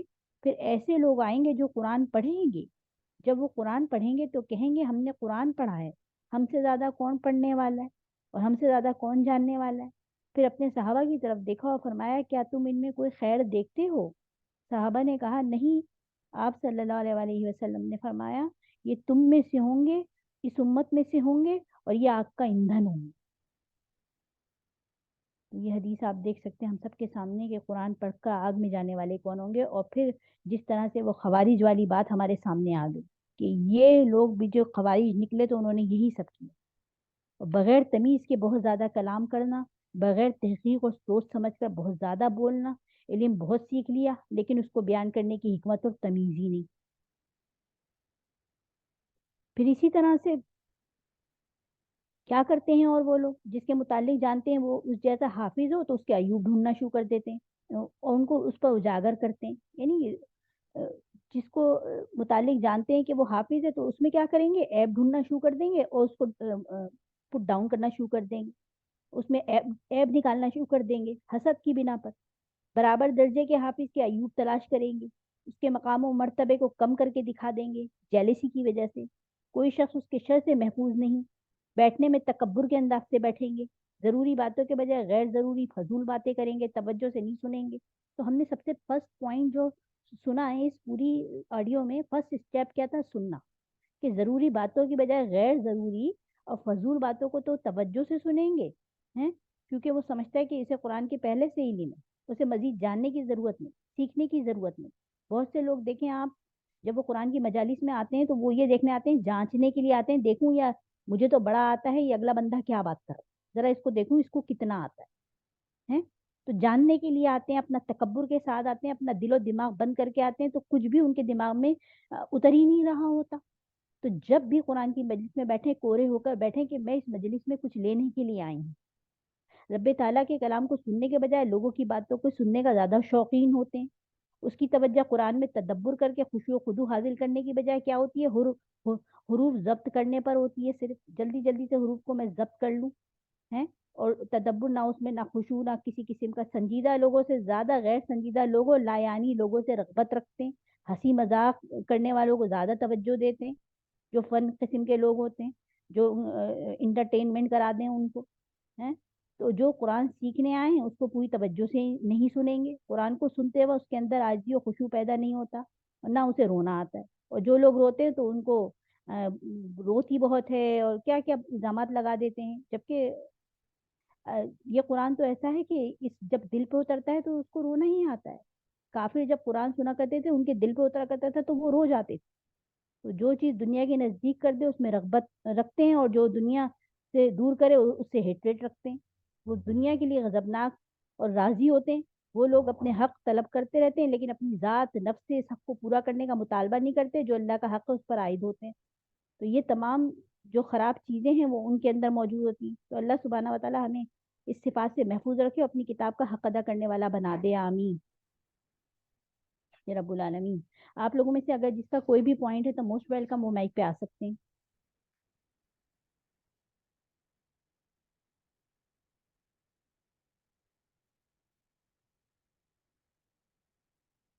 آپ لوگوں نے 3 پوائنٹ لکھ لیے ہیں کہ ہمیں کیا کرنا ہے دوسرے مسئلے کے خلاصے کے لیے. کسی نے اپنی نوٹ بک میں لکھے ہیں تو وہ کائنڈلی آ کے ہمارے ساتھ شیئر کریں.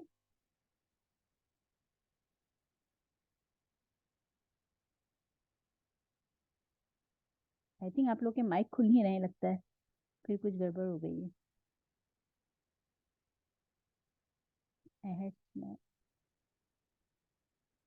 آپ لوگ 1 ٹائپ کریں.